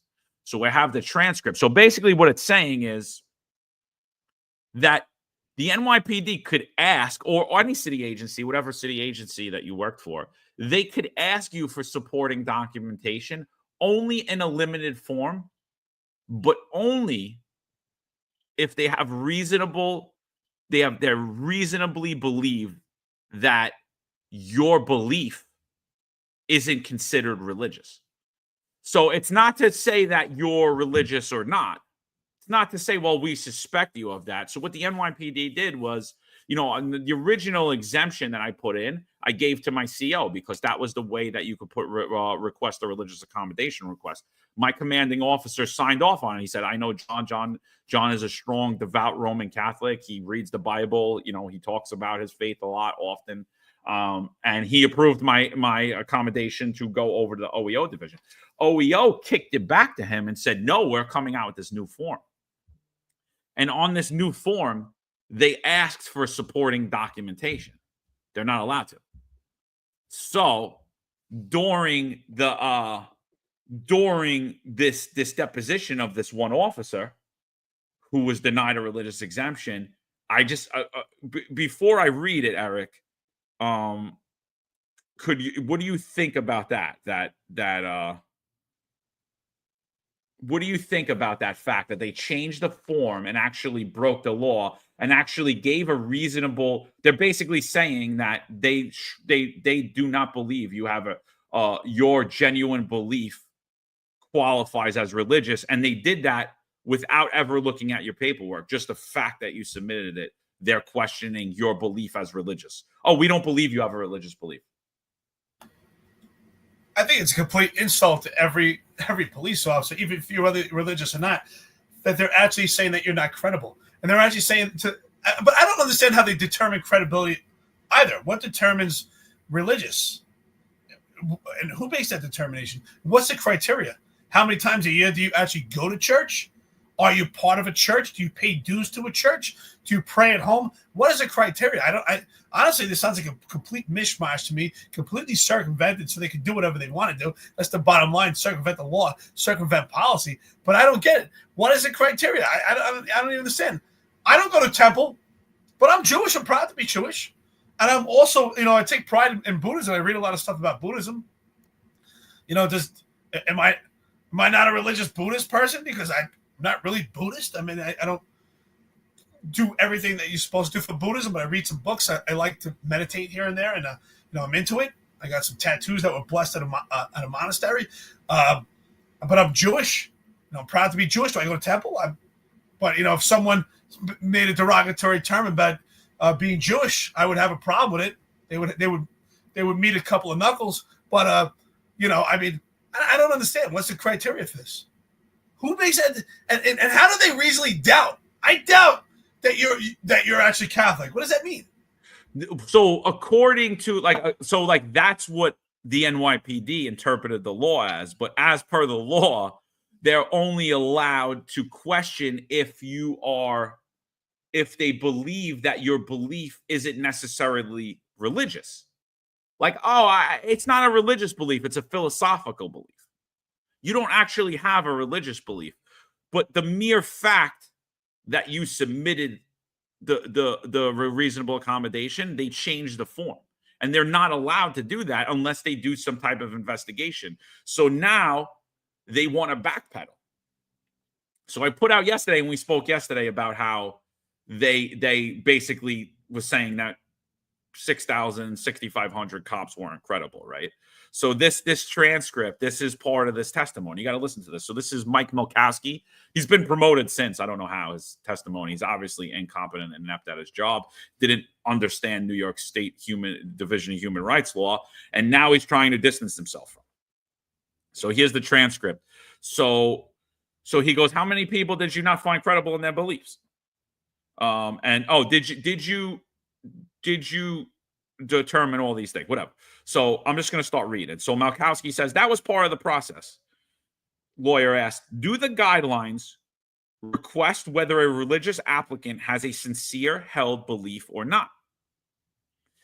Now Malkowski answers, "If I had a reason to doubt that religious belief qualifies as religious, or if it's relevant to what they're asking."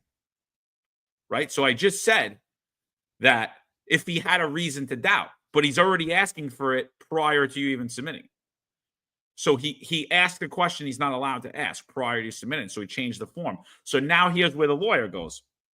Did the NYPD change the religious accommodation form explicitly for COVID-19? Yes. Who changed that form? I don't know. He's in charge. Him and the Deputy Commissioner, Tanya Meisenholder. Were you involved in the creation of that new form? I was on phone calls for it, yes. Who else was on the phone calls? I don't remember. Was the commissioner on those phone calls? I don't know. Right? Let's keep going. Was the mayor on the phone call? I don't remember the mayor. Was anyone from the mayor's office on the phone call? I don't remember. Do you remember ever talking to anyone from the mayor's office? I don't remember. Do you remember any politicians being on the phone call? I don't remember. Do you remember if any judge was on the phone call? I don't remember if any judge was on the phone call. Do you remember anyone from the courts being on the phone call? No. Do you remember when this phone call happened? No. Was it a Zoom call? I don't remember. How was the phone call set up? I don't know. Was it set up via email? Objection, his attorney asked and answered. Was it set up via text? Objection, asked and answered. I don't know. Do you have anything that would refresh your recollection? No. Do you have any documents reflecting the change in the religious accommodation form that was given to NYPD officers explicitly for the COVID-19? No. You have no documents of any type? No. Were you ever given a form that was to be used? At some point, I mean, I remember seeing it. Do you remember how you saw it? No. Did you see it in person? I don't remember. Did you see it in an email? I don't remember. Did you ever compare the old form to the new form? The old form to the new form, Melkowski asked? The old religious accommodation form to the explicitly created religious accommodation form. I don't remember. Do you have a copy of that form anywhere? No. Do you know where you could get it? No. Do you recall ever seeing it? I don't remember seeing it. It was 3 years ago or 2 years ago. Completely, they don't want to show you the form. I have the form. But they don't want to take ownership of this form. The people that denied you, the people that changed the form that was wrong, are completely distancing themselves from how this form was created, why it was created, or where it even is today. First of all, they're being completely obtuse and totally oblivious and trying to pretend that they're ignorant to the fact of how this all was applied. I mean, you claims he read 6,000 reasonable accommodations. You remember reading 6,000 reasonable accommodations, but you don't remember the change of a form. You were in charge to make a determination on lives and careers, and you don't remember this form. And first of all, I don't understand, John. We just spoke about that. I didn't get a chance to reflect on it because you would just read this deposition. What is the difference between a religious belief and a philosophical belief? I don't understand, because a philosophical belief is the study of something, and a religious belief just means I'm vowed to something. So what if I read the Bible for an entire year? I read the Bible in and out, and I'm so philosophical. I studied it, and I know the ins and outs of the Bible. But I'm not religious in the sense that I don't pray, I don't go to church, and I don't really take pride in, and I don't even identify with the Old or New Testament.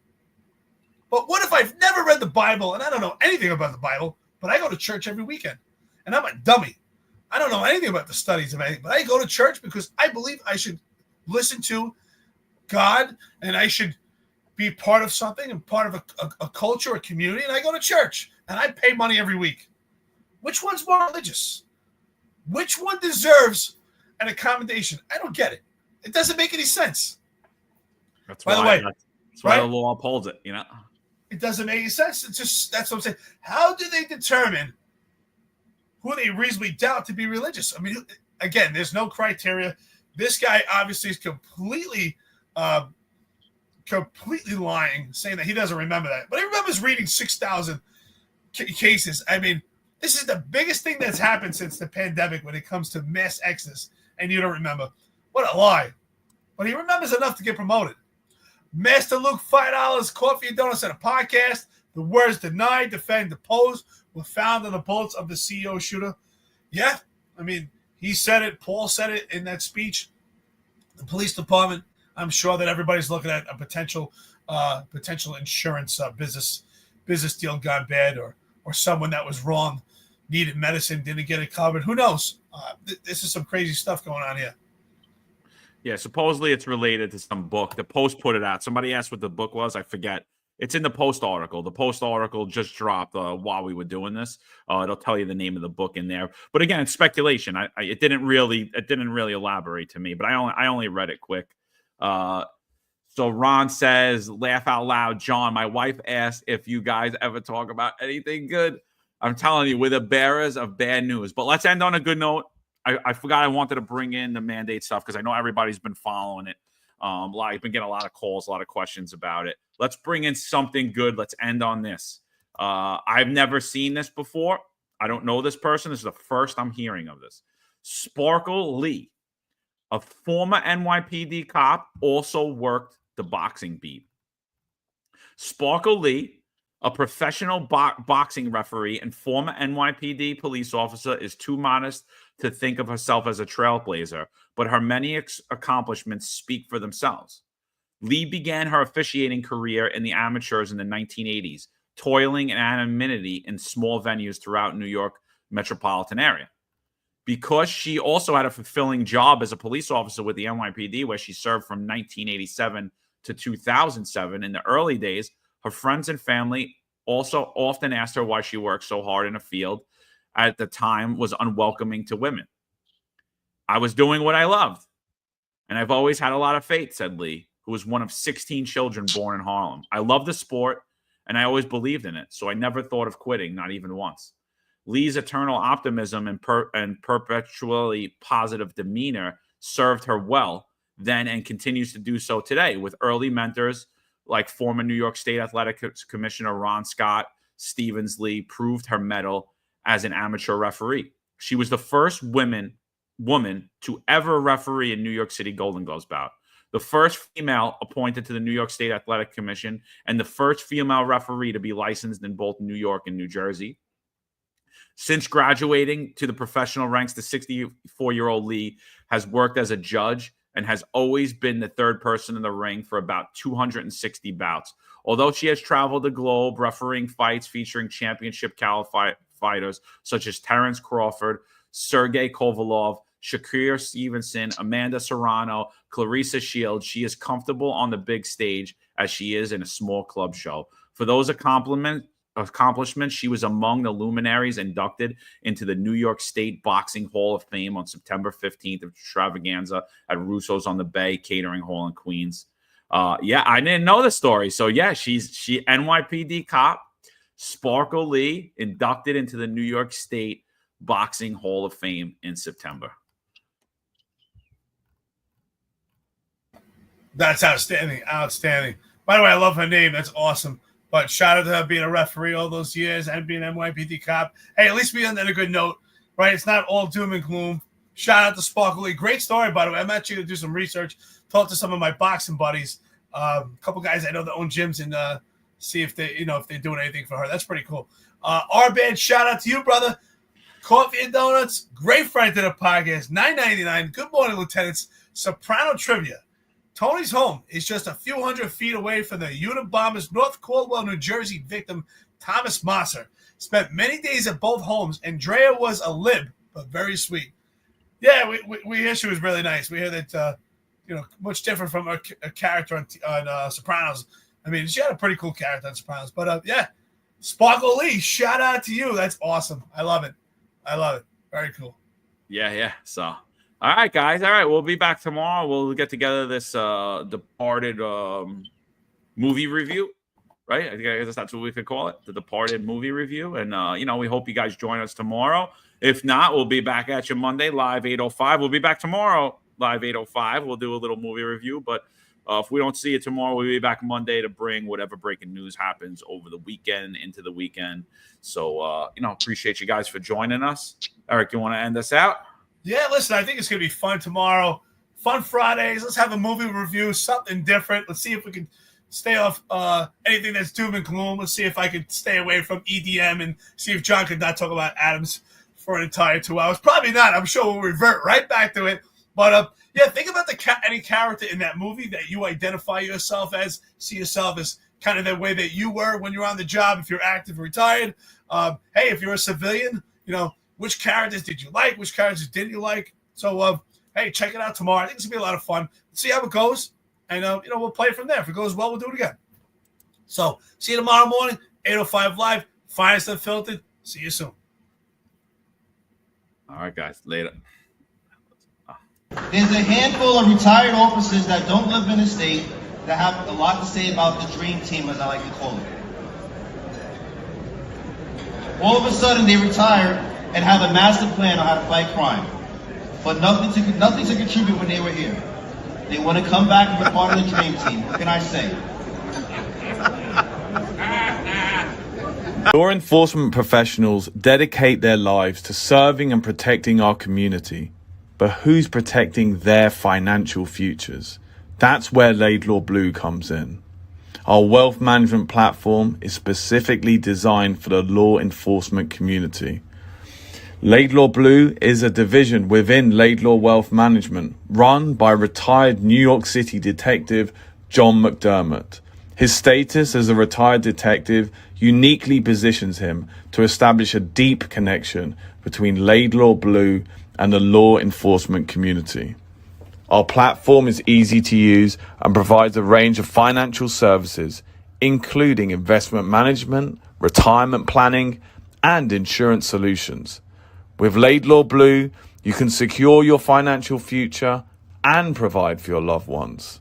Our team of experienced financial advisors understands the unique challenges and opportunities that law enforcement professionals face. We're here to help you navigate the complexities of financial planning and achieve your goals. Laidlaw Blue. Secure your financial future today. Book a meeting using the QR code displayed or call us directly on 888 901 Blue. That's 888 901 Blue.